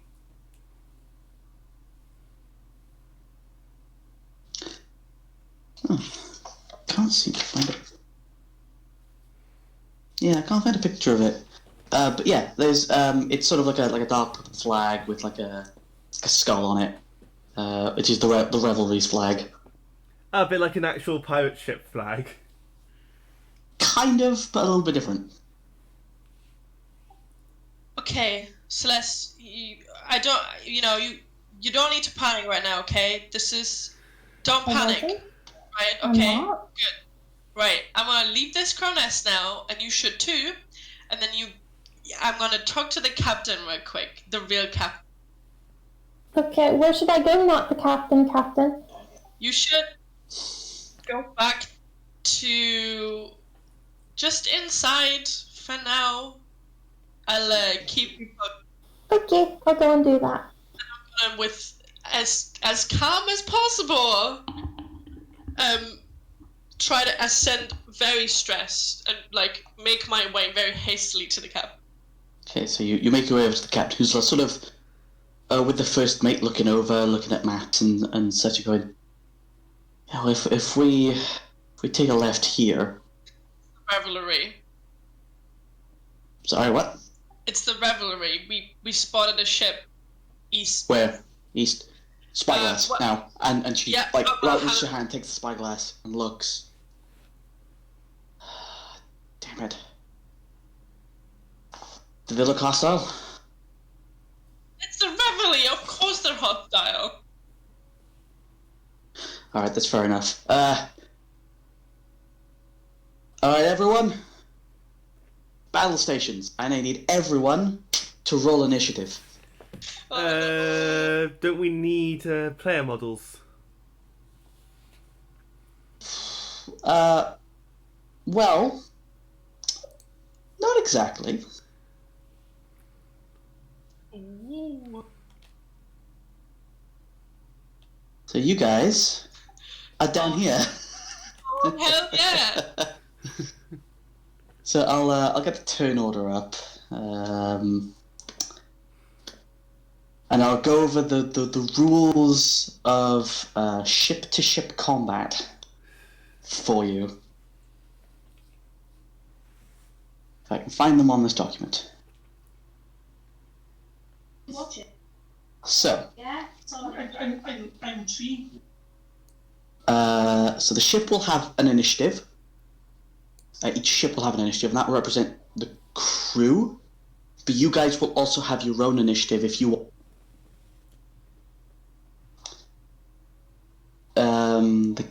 special officers will have special actions to do, like full speed ahead or like firing at things.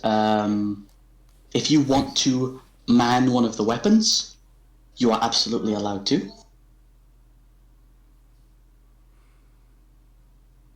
So, I need to find... I'll get some music going. So we're currently about 210 feet away directly. Yes. Awesome.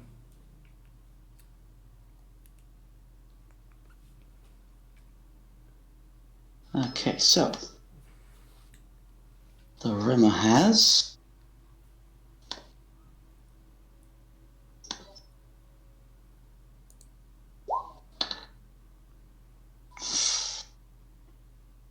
Ooh, I need to click that.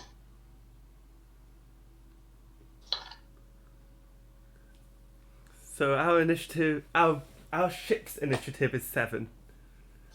They get a modifier based on crew morale, so Oh. there you go. Well, they got pretty good morale.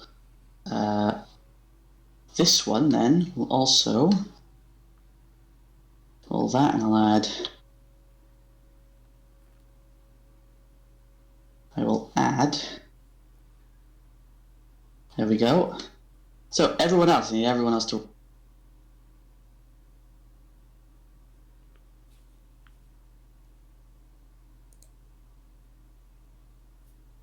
Damn. I'm a speedy boy. Well, a speedy girl, I should say.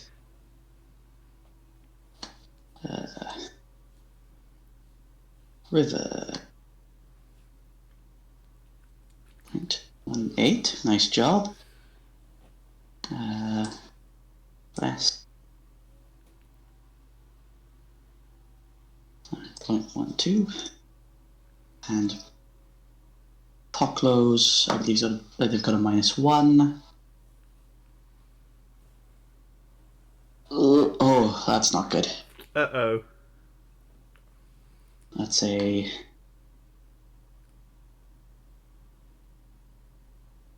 Is a 3 point...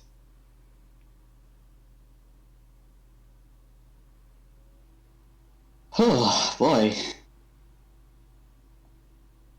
So, yes, so you guys are aware. 3 health bars above yours and the other ship. Green one is your hull. If that is reduced to 0, the entire ship is destroyed. It has a damage threshold of 15, so if it takes less than 15 damage, it doesn't take any damage at all. The blue bar, I believe, is your sails. Yes, it's your sails. I see no bars. Really? Yeah. Yeah, I don't me neither. Let me change that.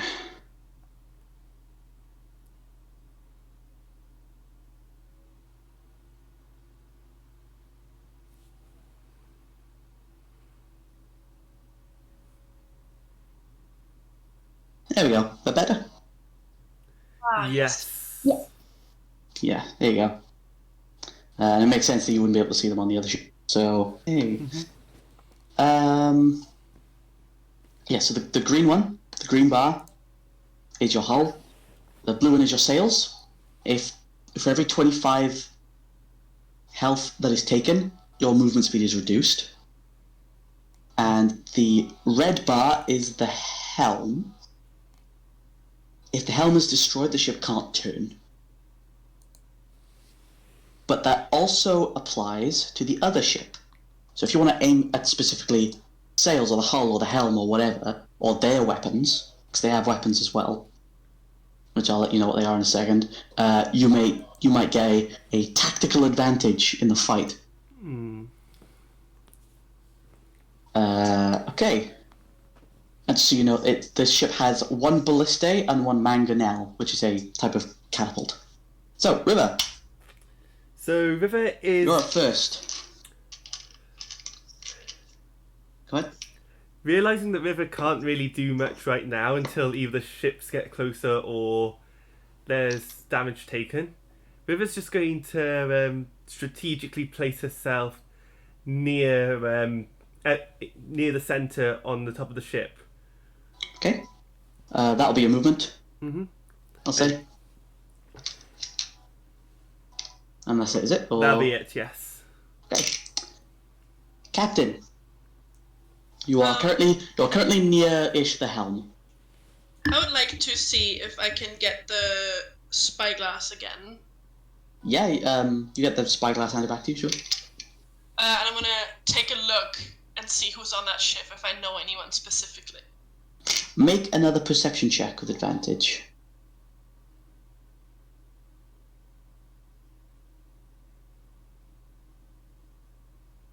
You have a look. You can see that what crew is on there is one captain, and what looks to be 6 other, like, officers, and about a dozen other, like, miscellaneous crew, but they seem to be, like, the head officers. Apart from that, no one you know. Like, the captain's like a half-elf person. The rest are, like, humans. There's a Goliath as well. Okay, so it's no That's about one it. I know. Yeah, no one you know. Okay, that's fab. And then I'm like a lot relieved, and I'll help boost morale. I'll go around and say like I know the revelry. I can help, and I'll So you say that, and the captain goes, "All right, then go help." help everyone and see like for tactics what I know from the revelry, what they used to do, what their like base tactics are, so we can like help them out. So you know that the revelry would always try and immobilize a ship first, because they would want to board it and plunder it. So they'll most likely be going for either the hull, the helm, or the sails. Most likely, like the helm and the sails, just to so that the ship can't turn or get away. Yeah, I'll relay that to everyone and say like, we know what we're doing, and like try to boost morale with that information. Sure. Okay. Well, So the captain and the crew now know what to aim for, what to protect. Mm-hmm. Is that your turn? That's all. All right, Celeste. Can I use one of the ship's weapons? I will let you use one of the ship's weapons. Do you want to use the ballista or the mangonel, the catapult? The mangonel. All right, so you're manning this with like 2 or 3 other people. It's this small sort of light catapult. Would you like to make an attack with it? Yeah. Okay, this will take one of the actions of the ship, but that's entirely fair. So, I will give you the details Are you specifically of targeting the a part? mangonel. Are you targeting specifically something, or are you just attacking wildly with the mangonel? Well, I don't know yet. I just get so there's the details for it. Celeste, you're manning it with a few other people. They let you because it's a battle situation, or it's probably going to be a battle situation. In terms of range, and that'll be about here. So, depending on what you're aiming for, you're probably out of short range, so you'd be making the attacks with disadvantage at this point. What would you like to hit?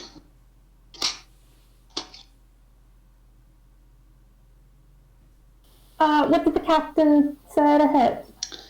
The captain said that the revel would most likely be aiming to immobilize. Aiming for sails and the helm. So if you would like to perhaps repeat the same tactic, up to you. Yeah, I'll aim for the helm. Okay, the helm would be Back of the ship. 250 feet away. So I want you to roll.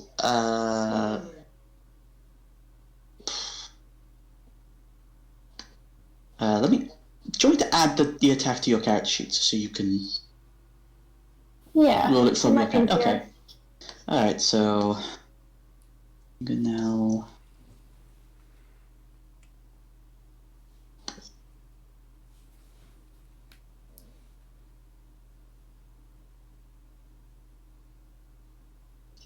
Okay, and the damage was 5d10. 10.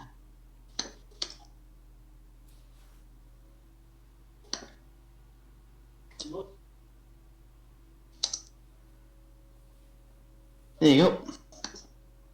So, roll that mangonel attack, disadvantage.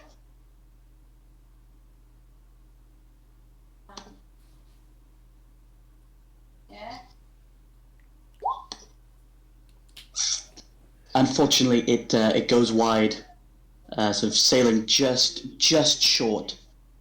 I yell at the other two people beside me, like, guys, come on, we're better than that.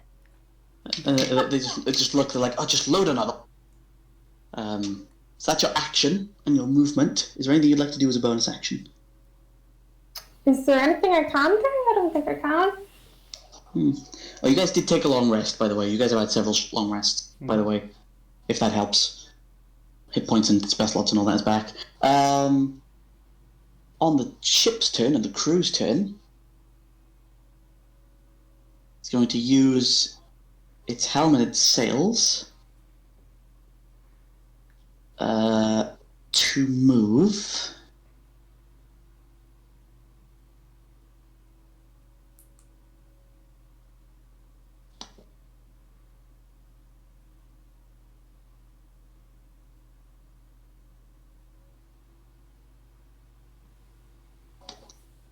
That far.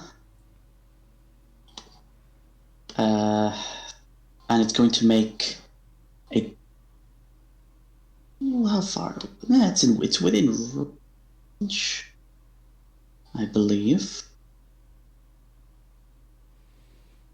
With disadvantage though, so they're going to make a ballista attack at the sails. Disadvantage. With a 15 at the sails, that hits. And they deal 19 piercing. So I need to mark that down.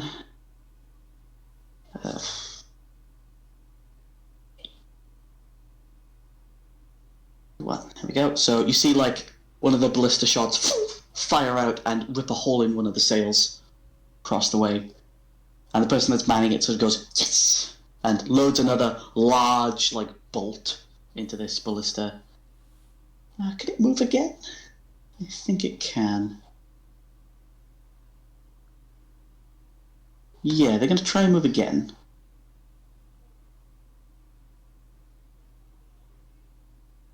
There we go. Poklow's turn.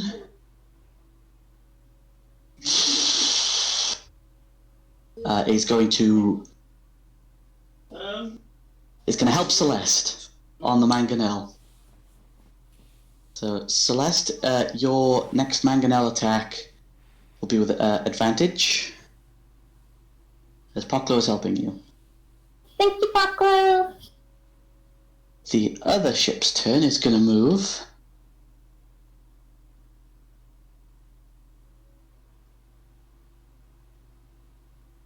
"40 feet. And it's going to fire its ballistae at the ship. It's going to fire it at the helm.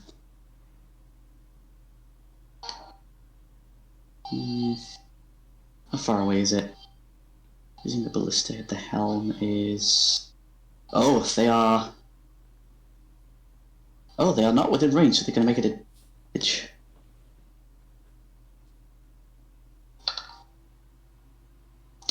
With an 11, the bolt goes wide. And they've got one more action, so they're going to move another... that far. Top of the round, River. Once again, we're still quite far away, aren't we? Yeah, we're 140 feet away, and I don't have any actual weapons, nor do I plan on using anything, so I'm going to ready an action. Okay. So What are you readying? Actually, no, I'm not. Okay. I'm instead just going to...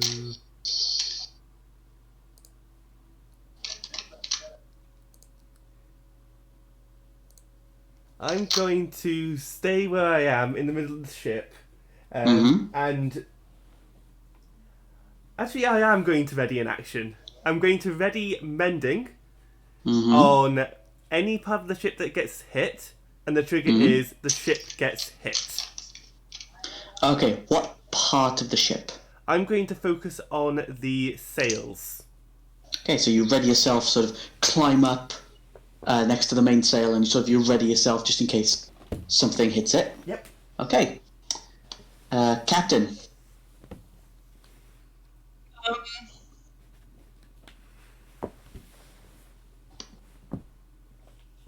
And there's not much I can do. I guess I'll man a weapon as well, the ballista. Okay, I'll let you man the ballista, if you'd like. Yeah, I'll do that. Okay, let me add the ballista to your attacks. Ballista. Efficient, 120 feet and 80 feet. What is the damage? I believe it's 3d10 piercing. 10. See. And that's a plus. No, that's a plus 6 to hit. Okay. There you go. That's on your sheet now. Yeah, and I'm gonna do that. I'm gonna shoot it. All right. Are you within range? What are you aiming for? I'm gonna aim for the sails. Okay. So you're at the front, aim for the sails. So that will be an attack roll with disadvantage with the ballista. I believe in the heart of the dice. Fuck. Oh, you know what that means? Fumble. Fumble chart. Okay, so... I can't believe it would betray me like that. Okay.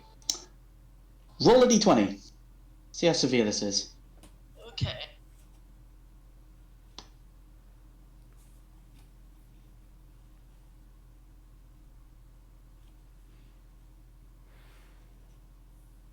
Oh. 8. The string on the ballista comes loose. Oh no. And you lose the attack. Okay. Starting on your next turn, you can try and fix it. That'll take the entirety of your turn on your next turn. So the bolt sort of goes, the string sort of comes loose, and the bolt sort of just slides back a little bit.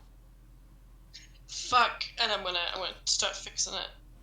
Okay, so that'll be your turn, Celeste. Can I use big weapon again, or am I not in range? Yeah, you can use it again. Yeah. You can use the mangonel again. Yeah. What are you aiming for specifically? The helm again. The helm? Yeah, so because Poklo is helping you, and I believe you are within range, you are, so you can make this attack roll with advantage at the helm. Oh, I believe, yeah, that hits. So roll the damage for me.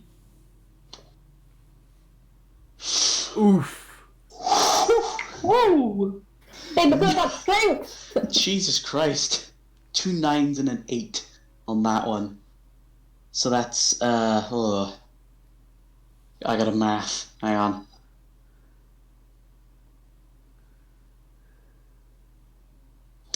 So you fire this out, and it puts a massive bolt into the helm of the ship.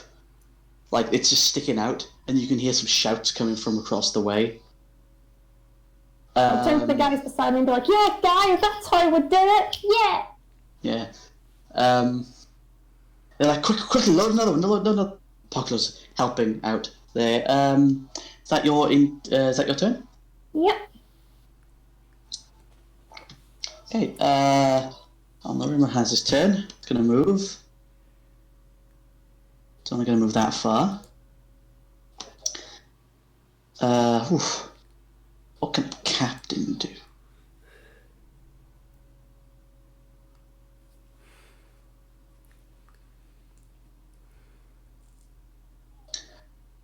Okay. You guys aren't touched yet.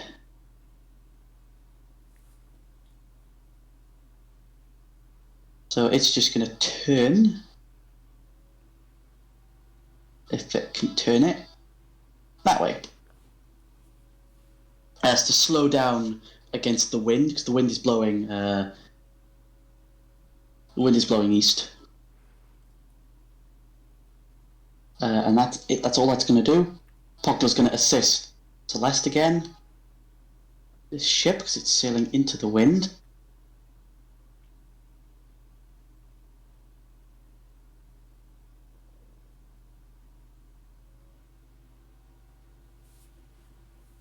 Going to move here and turn. Move forward a bit more. And it's going to fire its mangonel and its ballistae. First the ballista. It's going to be aiming at your sails. With a 17, I believe that hits.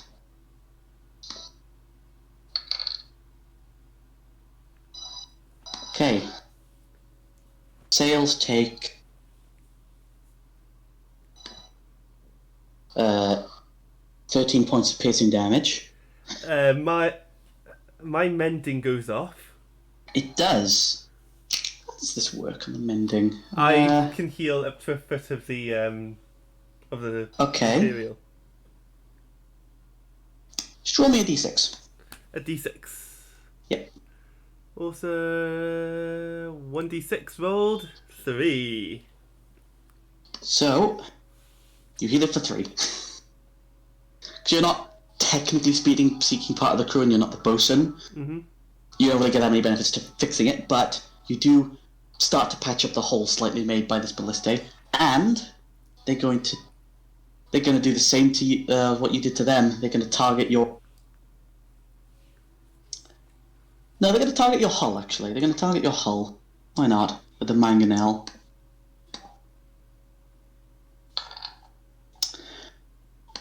Whew, that's a 20.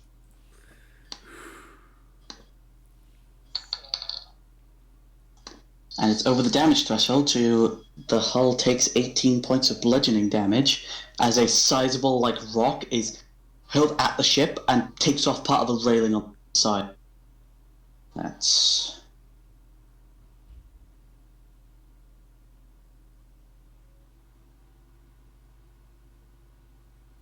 Okay. Top of the round, River.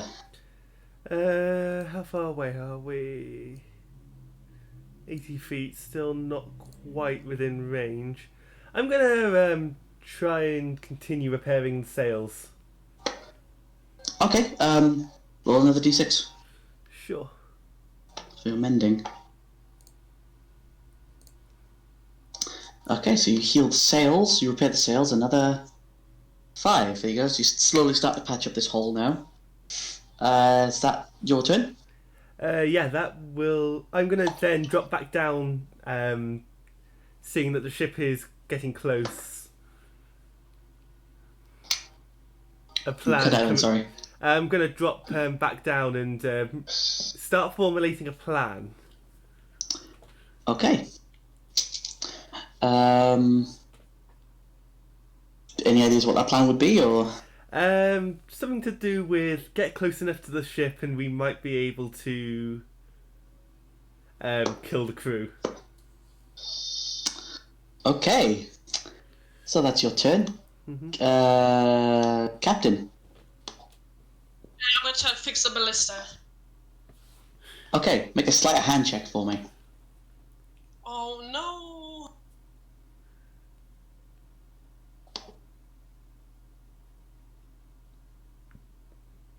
Oh no! You're not used to having to fix the weapons. You were never on weapons, so this is you're trying to like put the string back on, but the other side keeps falling off, and you can fix the other side, and the other side keeps falling off. It's just this whole thing, and it takes up the entirety of your turn, unfortunately. Yeah, I'm gonna step back and be like, boys, this is on you.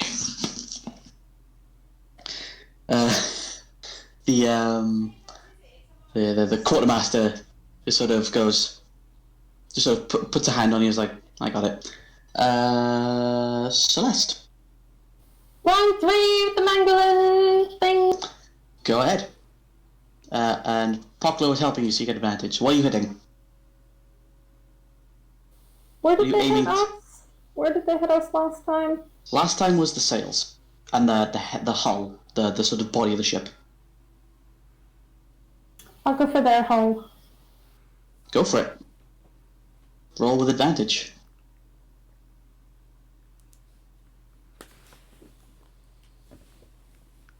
Hull that hits. Roll your damage.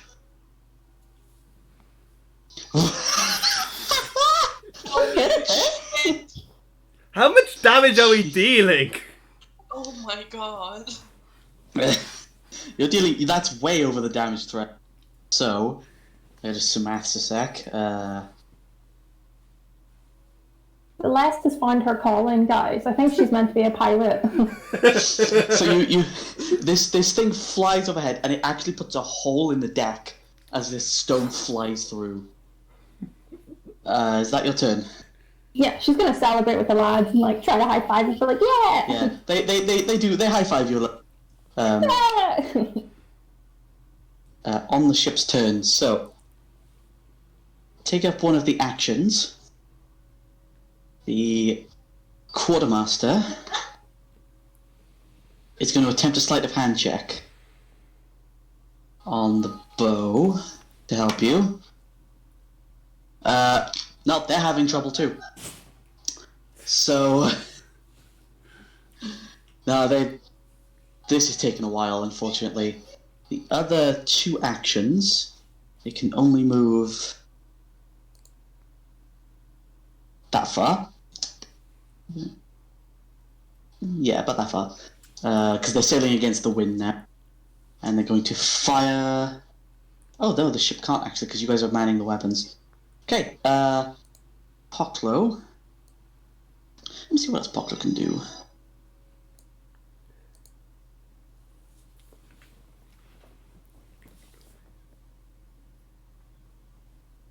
Doop-a-doop-a-doo.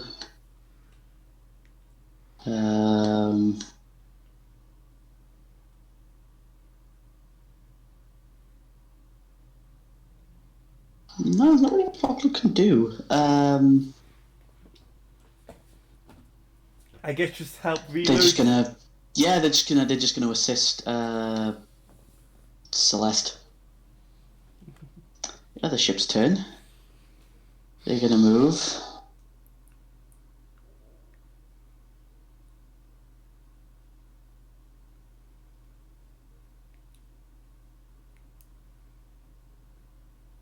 And then they're gonna fire both their weapons. First the ballistae at your sails.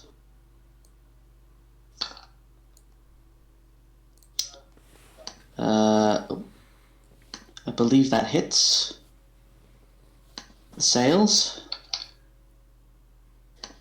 Poof. That's 15 points of piercing damage to the sails.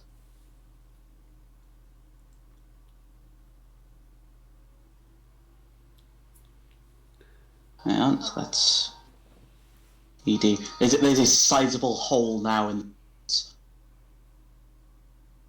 And then they're actually going to use their mangonel to try and hit Celeste's mangonel. Oh no. The one that you're on, Celeste, because it does have AC and hit point. So,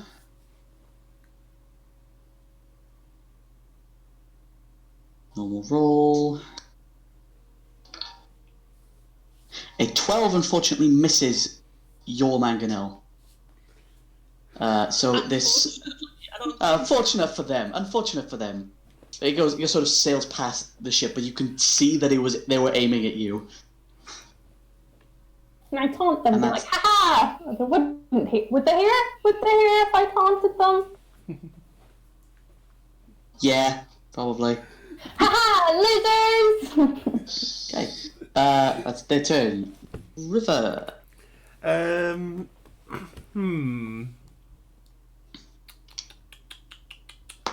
Can River see any of the crew? Yeah, you can see the crew. They're running around the ships. Same sort of formation as you, but they sort of obviously they're all dressed in sort of rough leathers and like brigand outfits and such, leather armors and whatnot. In that case, I am going to guiding bolt, and I'm going to target their captain. Right. Because I believe okay, guiding bolt is 120 feet. Okay. And we are in range because... You are in range. Okay, I need to write down that guy's health now. 1 second. Notepad. Can I search, please? Notepad, okay.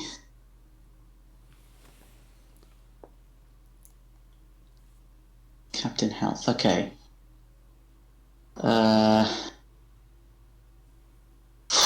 Okay, get his stats out.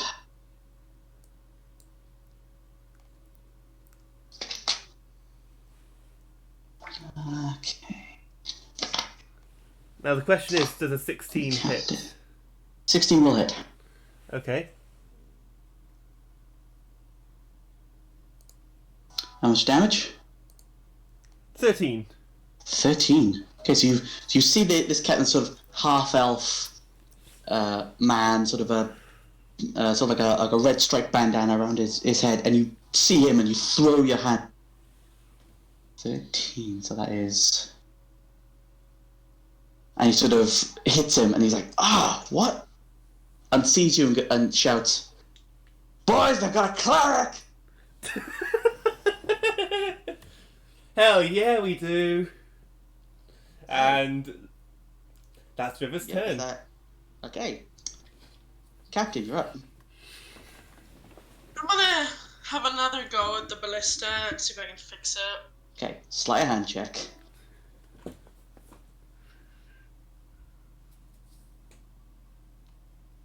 Oh, no. Well, we're This- improving.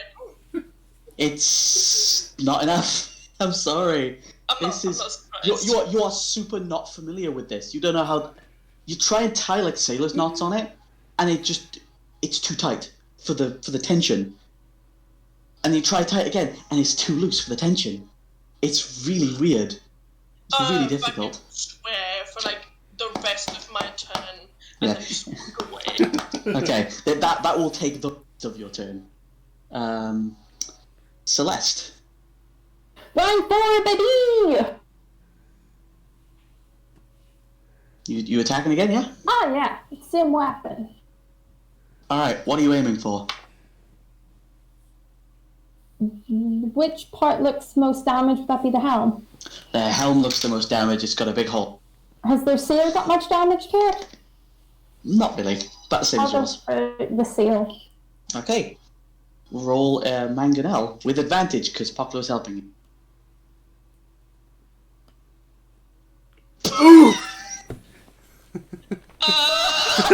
It's getting fucking so.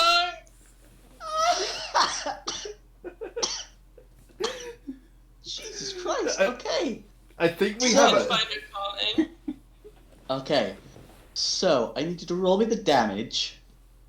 We're only going to take the first lot of damage, because the crit rules we use, we use max on all the dice and then roll again. So that's, because it's 5d10, that would be 50 plus 31, which is 81 points of damage to their sails, was it? Yeah? Yeah. That's exactly the amount of health the sails had. Oh my god! We've So immobilized you- them.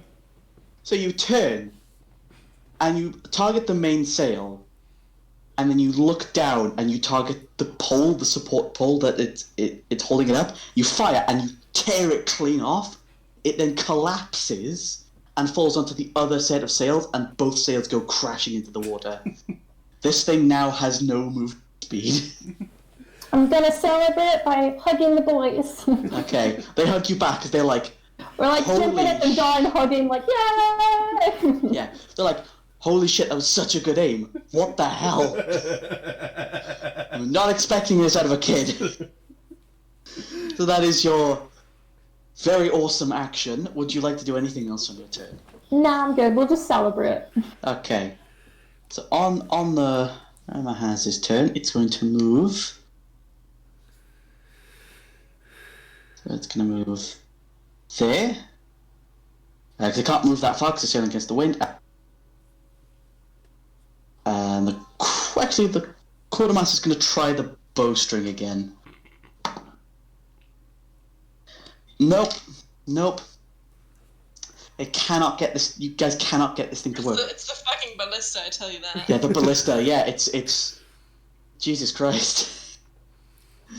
Poklo is actually going to go over to, seeing Captain having problems. Is going to give you advantage on your next sleight of hand check to fix this damn thing.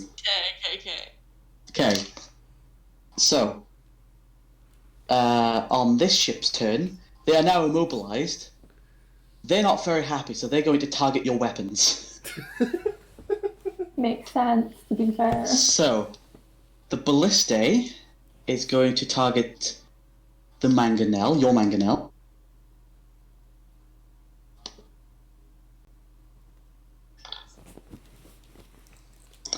With a total of 20. That hits. I need to write down your mangonel health.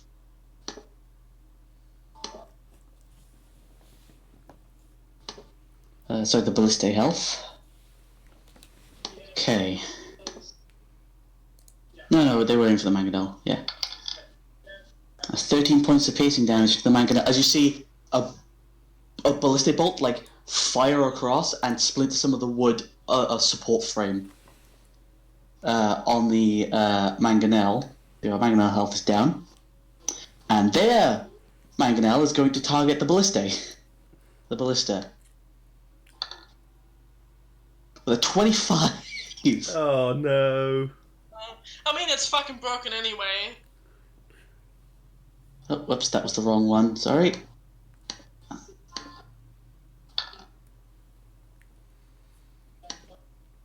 I rolled the wrong thing, sorry. I rolled the ballista, not the mangonel.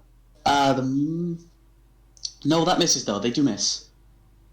Damn, we could have gotten rid of that old thing once and for all. Okay. And that's its turn. It's not going to move. Top of the round, River.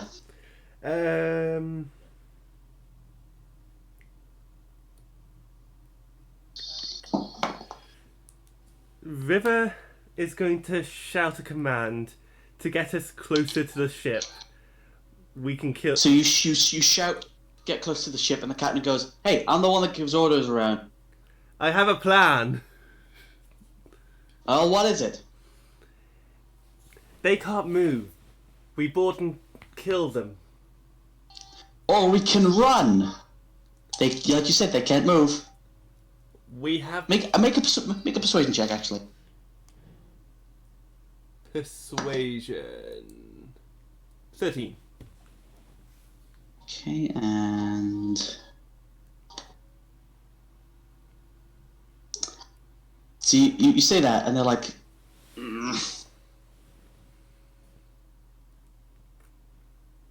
fine. And on the ship's turn, it will try and move closer to the other ship. Awesome. I'm just going to Anything then. else you'd like to do? I'm just going to stay here and I'm gonna help mend the ship, the green bar. The hull? The hull, yes. You can, roll a d6.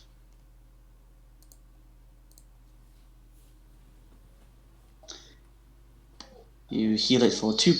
You try and because the railing itself is just gone. You just sort of make sure that the edges aren't splintered Yeah. for people to splint themselves on. And that's River's turn. Captain, Right, I am you want going to to repair? that ballista. Okay, make a sleight of hand check because Poklo is helping you. You get an advantage.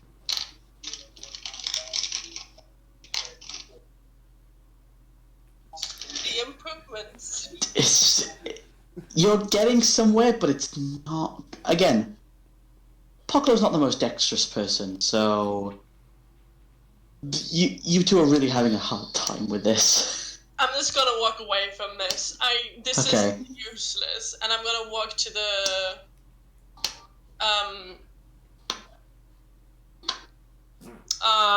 to the left side of the ship and stand there and wait. Okay. Because I super took my action too. It took your entire turn. Okay, perfect. I'll just walk up there and just wait. Okay. Celeste. Didn't they attack my mangonel? They did. I'm gonna be pretty mad about that, and I'm gonna attack the weapon that attacked me. So you're gonna go and hit their ballista. Okay, go.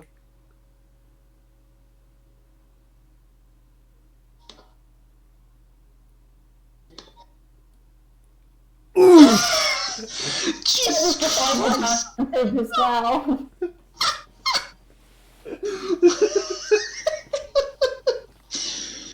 So can we just take a minute? You rolled 2 nat 20s in a row. Wow. Mad. Okay, so that's 50 plus whatever the hell damage you roll against their ballista, which only has 50 hit points. So let's... This is overkill. You fire. I'm very mad. I'm very attached to this weapon. Their ballista. You fire the stone, and it just crunches like through the ship, and the person manning it as well is killed as you fire the stone, and it just crashes the ballista off the ship. And then I'm gonna yell, "Don't ever attack me again!" God, the crew are looking scared now. Yeah, I'd be scared of a 10-year-old, yeah. Okay, on the Rama has his turn. It's going to turn against the wind and move. Actually, no, it's not going to turn. No, it has to. That's as far as it can get in a move. Next turn, it's going to have to move forward again and then turn. Because it's sailing against the wind. And Quartermaster's going to try and fix this thing again. And rolls a 7. Oh dear. And Poklo's going to have a bloody turn, because why not? -1 dex, here we go.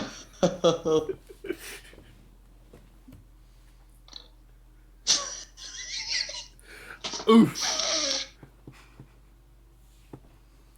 Poklo doesn't know ship weapons. They know tridents. Like they know personal weapons, not ship mounted weapons. This is tough for them. On this one's turn, it's gonna fire its mangonel. That's literally all it can do.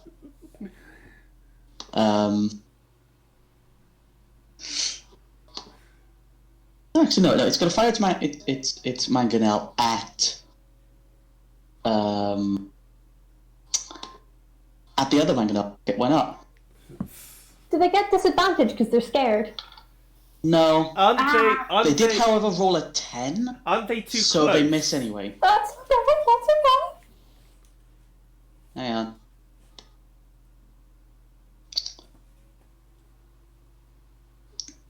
They're just within range of attack.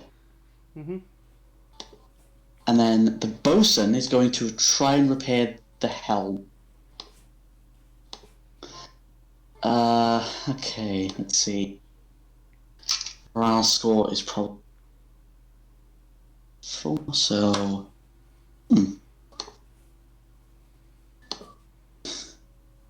So you can see one of the ranking officers, you can see, is trying to patch up the helm with like bits of wood and trying to nail the hole shut. And that turn, River. I'm not currently able to jump across onto their ship yet, am I? What's your strength score? My strength score is a 1. Oh, score is 12. Okay, long jump. You can long jump 10 feet. I can long jump 10 feet. So you can, if you make an acrobatics check to run along these front sails, I'll say you can then make an attempt to jump onto the ship. That'll be your entire turn to get there, though. Instead, I'm going to... I'm just going to guiding bolt their captain again. Oh, go for it. Nope. That will miss. So he sees it coming and ducks, and then flips you the bird. Okay. And it sounds like he's screaming. Is that your turn? Yes. River, is that your turn? Yes, it is. Awesome. Okay. Captain, you've walked away from Lister. Yeah, and I'm going to go to the front of the ship. Mm-hmm. And I'm going to cast some fun stuff. Okay. You were already kind of near Ballista is. Yeah. Okay. I'm going to cast Magnify Gravity Mm-hmm. to 60 feet. Yeah. Right 10-foot where radius. There's to the ballista, I believe. Which one is the one that's still functioning? The mangonel. Yeah, I'm going to cast it where the mangonel is. Okay. Okay, 1 second.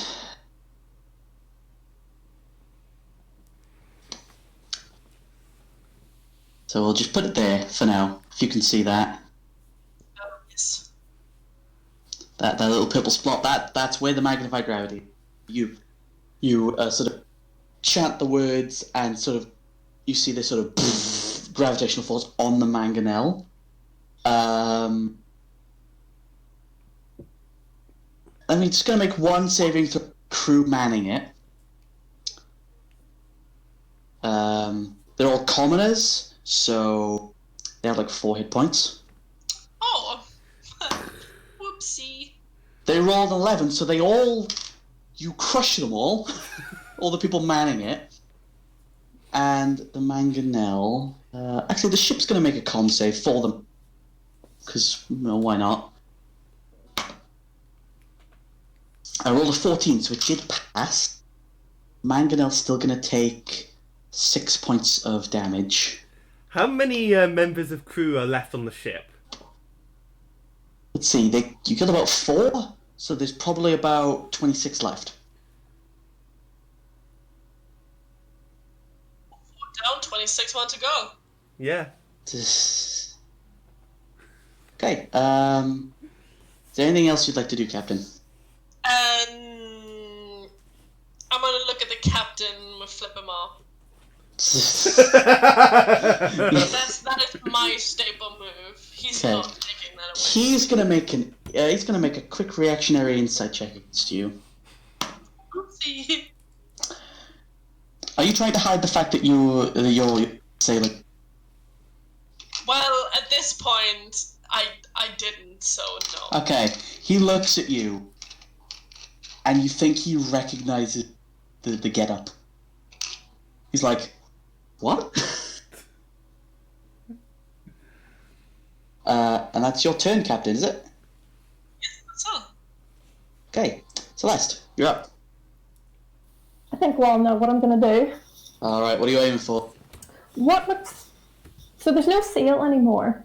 There's no sail anymore. They're both gone. How's the hull and the helm looking? The helm is looking to be like is being patched up. The hull is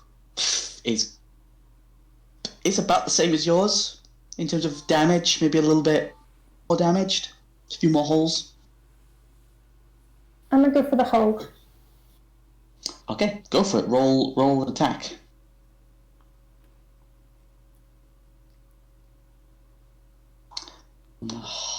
That just misses, unfortunately.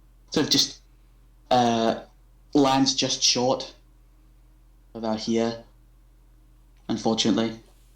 It was going too well, guys. It was going too well. I'll just fire again. It's fine. That your turn? Yeah. Okay. It has his turn. It's going to move 10 feet and turn. And then the Quartermaster's going to have another go at that bloody ballista. And he manages to get it. He gets it. Oh my god. Yay! It's operational again. And you see Poklo, as soon as he gets it, Poklo goes, right, stand back, I got this, and mans the ballista. Yes, lad. Come on. And on his turn, on their turn, they're gonna fire at the, they're gonna fire at the hull. Roll. Ready, all cannons. Open fire. 15, that just hits the hull. Oof. It's another 18 points of damage to their hull. What is it?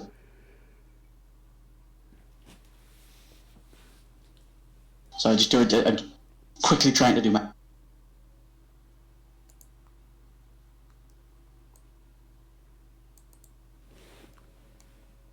That'll do. There you go.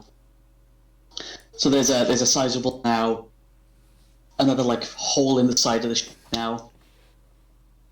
On this ship's turn, it's going to try and fire the mag field. Oh wait, no, more crew run in there to try and man it, so they're going to make a con save. Beautiful. They all roll a 2. They all roll 2. The ship, no, the mangonel took the damage. Oh, okay. And a few more crew run in there, but 2 more crew, they just instantly crushed by the gravity. And that's all the ship can do, as far as I'm up there.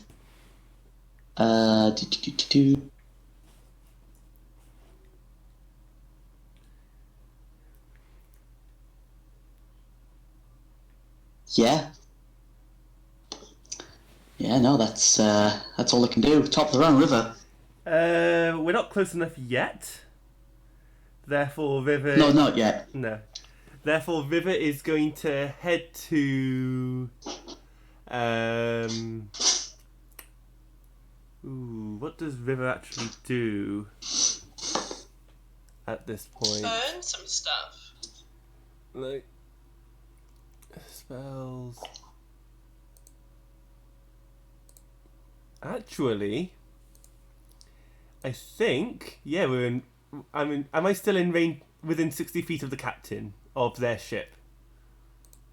So you'd be standing about here. The captain would be about there, so there. So yeah. Okay. So I'm going to move that. Sit with the mangonel there. I'm going to cast Toll the Dead. And I'm going to target their captain. Okay, where's that? Wisdom save?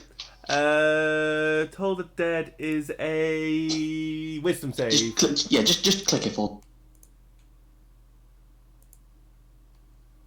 Oh, that's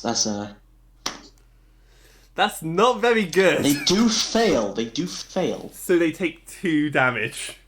Yeah. You ding it out. This thing. This horrible ringing noise, and the captain just sort of puts a finger in there and goes, ah. Oh. Not my finest moment. Unfortunately not. I'm gonna flip him off as well now. Okay. Yes. You do so. Is that your turn? That is my turn. Okay. Captain, your magnified gravity ends. That's really nice. Let me see what else I can chunk out. Ooh, I know. Okay, I would like to stand there and then, like, behind a crate, I'd like to clap my hands and make my familiar appear on the other ship. Ooh. Oh.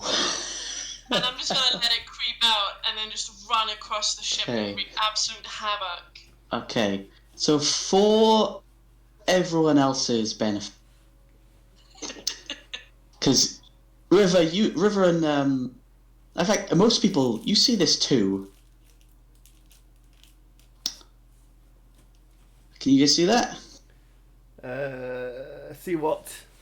So you see this sort of almost chitinous looking creature with no eyes, tiny little like horns on its head, a long tail with a hook on the end, and 2 4 legs with hooks on the end, like a chittering mouth. So how does it appear, Lena? How does it appear? It literally crawls out of like thin air. Okay. It just like crawls out, and then it there's like a little weird sound, and then it's just gonna like scuttle like across the deck, and it's just gonna run. So people are like absolutely terrified. Okay. Could you have it roll a I guess an intimidation check? Just roll a charisma. Just to see, because it's gonna freak people. Just to see. Oh no, it's a -2. Unfortunately. Oh, little baby. So unfortunately it doesn't distract all that much, but it is noticed, and some people are like, oh, what the fuck is that? Oh god, it looks so weird. Damn it. And one crew goes, some Underdark shit right there. I don't know, none of the Underdark ever looked like that. We're gonna scuttle around for like a bit and just hope that no one like kicks it. Okay. Celeste, you've seen this weird thing just appear on the deck. Do I know what it is at all? No, I'm gonna say no, because it just kind of appeared, and your attention was on. You wouldn't have noticed Captain casting spell. Oh, the captain just fucking claps twice. Oh yeah. And So she's I just would like know. in the ropes and just like hangs and it's just like clap, and that thing just crawls out of there. Alright, so it's up to Celeste if she notices that or makes the connection. I don't think she would. So I think she's Okay. gonna attack it. No! It's spooky. It's like creeps her out, and she thinks it's theirs. And she's gonna attack it. Okay, what are you hitting it with? The mangonel. Okay, let me see. Mangonel's there, so you are too close to be able to fire this thing effectively, unfortunately. God, are you fucking kidding me? You can't hit my sweet baby with the fucking mangonel. Unfortunately, you can't hit targets within 60 feet with the mangonel. But you can pull out a weapon if you I want. could pull out my crossbow, right? Yeah, you can pull out your crossbow.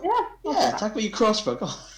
It's not a baby to me, sorry. It's spooked her out completely. It's terrifying sounding dark.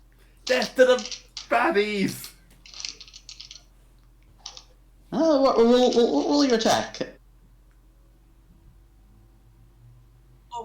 Does that miss? I don't know. It does. Does It it? does. How does It misses. So you fire this bolt out, and the thing turns. Even though it doesn't have eyes, it seems to look at you, and as soon as you fire, it sort of jumps slightly out of the way. It does like this little like fucking weird noise. It's like it like purrs like a little kitty.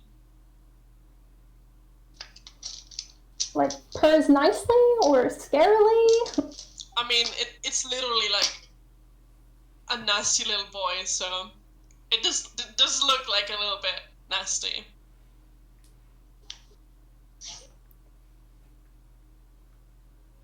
But yeah, not nice, I suppose. Okay, is that your turn, Celeste? Yeah, I think that'll end my turn. Okay. On the ship's turn, it's going to move.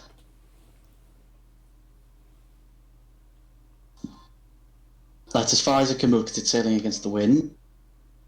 But it's gotten you a little bit close. And the bosun is going to attempt to make another repair on the... They're actually going to go up and attempt to... And they repair it for...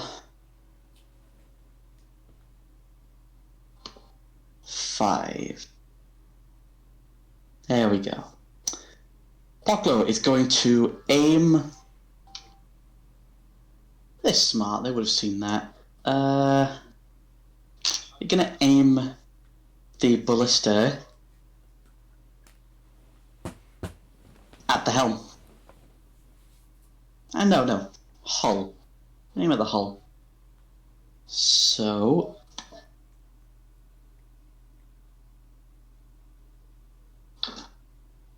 With a 23, Jesus, dealing 27 points of damage.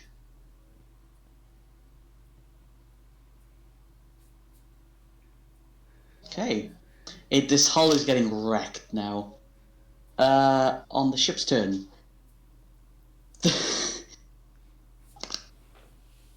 The captain is going to order fire ballista at that fucking little girl. They're going to... Actually, no, they can't. They can't fire anything at you. Do they mean me? So, Excuse me. yeah, they mean you. Hey! They mean you. So, and it... so... It's going to be about 4 crossbow attacks against you. It's a bit extreme, lads. Bit Alright. extreme. Right, 2 against you, 2 against the mangonel to stop you. So, first one. Does a 17 hit against your armor class? Yes. Okay. And does a 15 hit Yes. against your armor class? Yeah, it does. Okay. So... You take 11 points of piercing damage as 2 crossbow bolts fire into you and sort of scrape your arms. And then the other 2 are going to fire at the ship. At your sails. They're going to go for your sails. So that's cocked. That one hits. That one misses. So your sails take 9 points of damage. I am not looking too good, guys. I have 2 points left. Oh boy, what come help? So you can see the bolt that flies through sort of rips a good portion of the sail open. You think one more hit like that, you're probably not going to be moving much faster. I'm more upset about the weapon than myself, by the way. Okay. River, top of the round, your turn. We're not close still.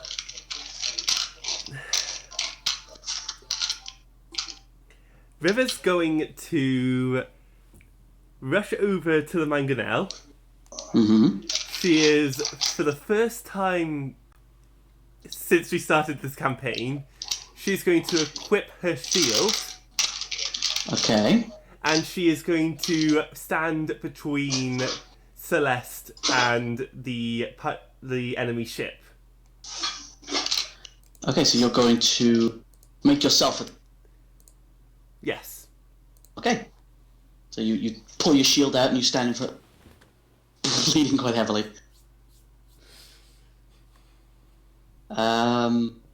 Is that your turn? That will be my turn. Okay. Captain.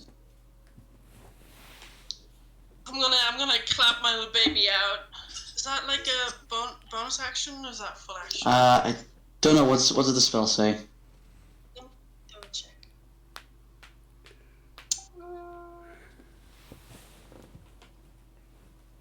As an action, you can temporarily dismiss your... Yeah. Oh, damn. Okay, well, it didn't have the effect that I wanted, so I'm just gonna unsummon it. Okay, so it just sort of crawls back into, like, just a fold in reality. Yes, that's perfect. Bonus action? Anything? No. I can't do anything, so... Okay. Celeste. River's now standing in front of you, giving you protection. That's very noble of you, River. And can I cast Cure Wounds on myself? Absolutely can. I'm gonna do that.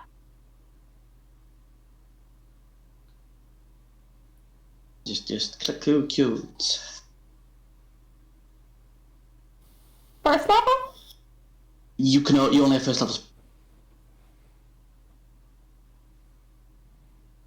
Nice. So make sure you mark off one spell slot. Yep. Will do. So there we go. And you heal yourself for life domain clerics. Okay. Is that all you want to do? Yeah, that's all I can do, right? Because I used up my action. Right, you are. Okay. The ship's turn. It's going to move in. For all intended purposes, you are now close enough if you want to board. Awesome. Okay. Poklo is going to turn the ballista around and shoot the captain of the other ship. Good stuff.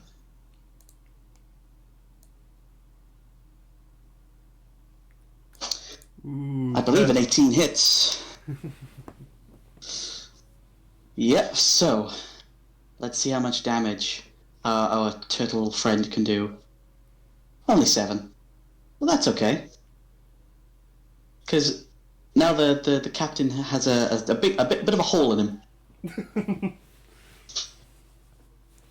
Actually, you know what?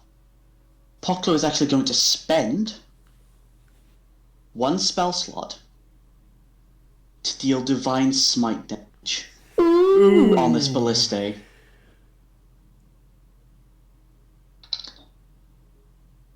Oh, that's another 7. That's fine. So you see this ballista bolt sort of burn with a radiant energy as it strikes this pirate captain.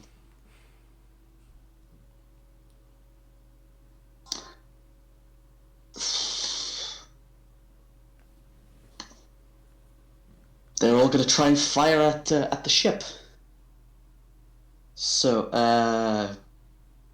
River. Yes. A 9 doesn't hit the... A 9 will not hit, no.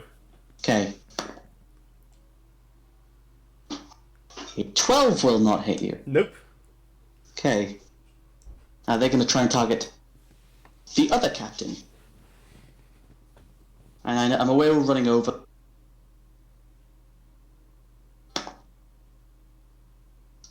Oh, that will miss. And that will also miss. So the captain's like ducking out of the way of crossbow bolt fire. The other sailors don't have what do much. Okay, River, top of the round, you're up. Okay, so seeing that we are close enough now, River is going to jump on board their ship, jumping Okay, across. so you run and jump onto the ship, sir. Okay. I'm going to be in the on exactly the middle of the ship, and Okay, this so is important you'd be because about here, okay? and this is important because the range of this is 30 feet. Oh, I know what you're going to do. I'm Set it gonna. on fire. I'm not burning it. It's going to be bathed in holy light as I use my channel divinity, Radiance of the Dawn. Okay. So, I believe...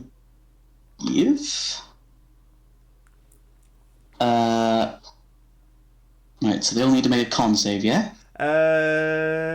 Yeah, con save. Okay, I'll add that to your attacks.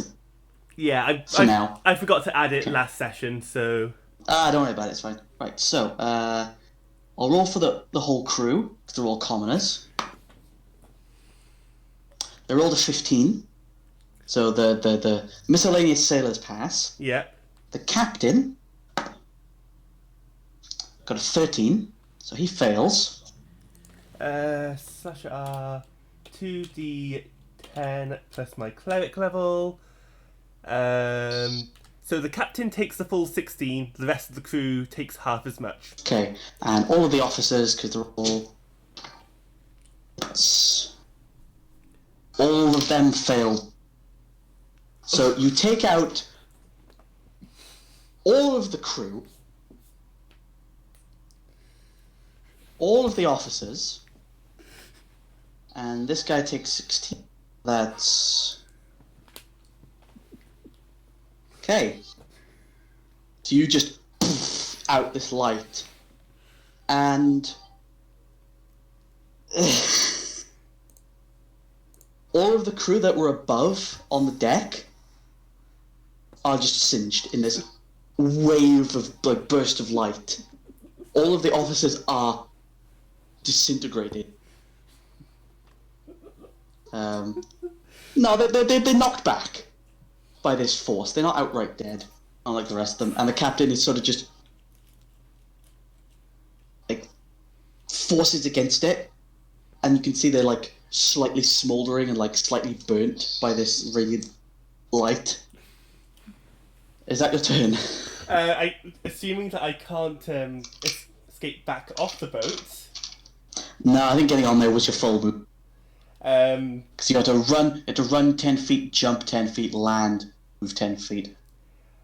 I could do That was your 30. I can actually use my my feline agility then. You could, if you wanted to. Sure, I'm going to use my feline agility. Okay, so you run up, burst out this light, and then you just jump back. Yeah. Jesus, clerics, man. Captain, you're up. Who's the DPS now?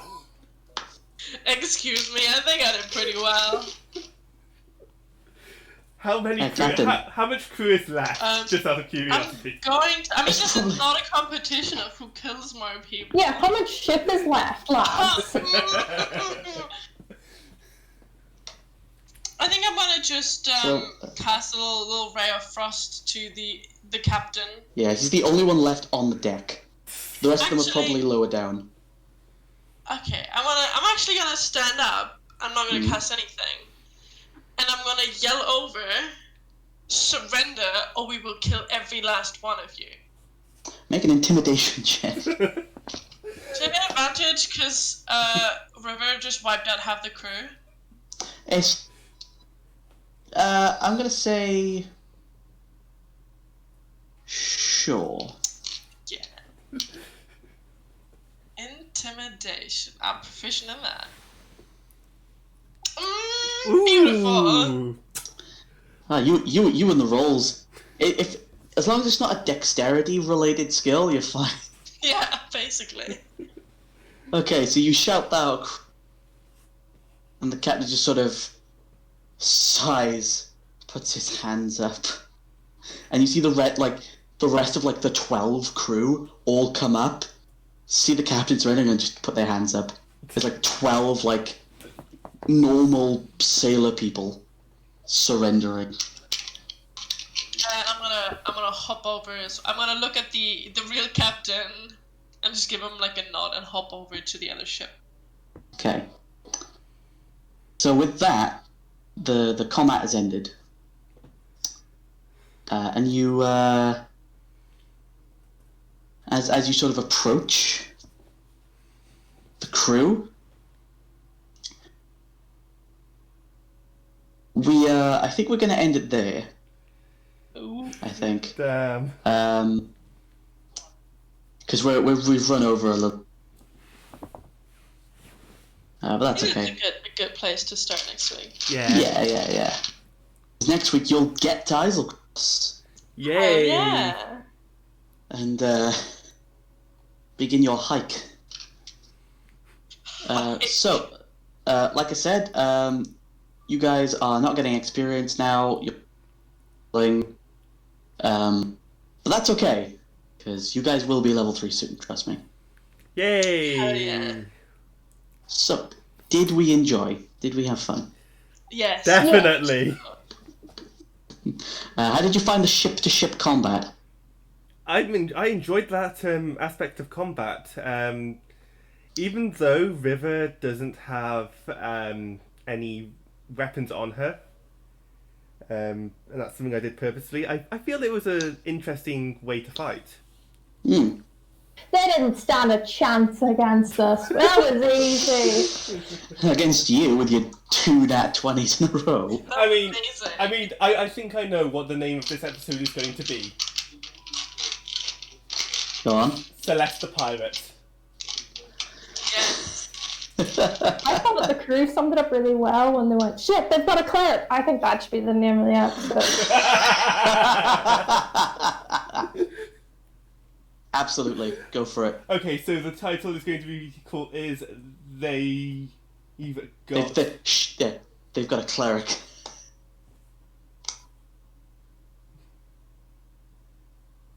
Okay. Awesome. Oh, that was... Oh boy. Wow. Yeah, that was fun. Mm. So, I hope everyone enjoyed watching. Whoever is watching. We'll catch you next week for more. Whatever the hell this is turning into. Pirating! Yeah, piracy apparently. I think we're just all going to turn evil at one point and be like, are we the bad guys? Turn evil? Mm-hmm. God, I've never seen that one before. That's crazy. Anyway, yeah, we'll see everyone next week. Take care. Bye-bye. See ya. Bye!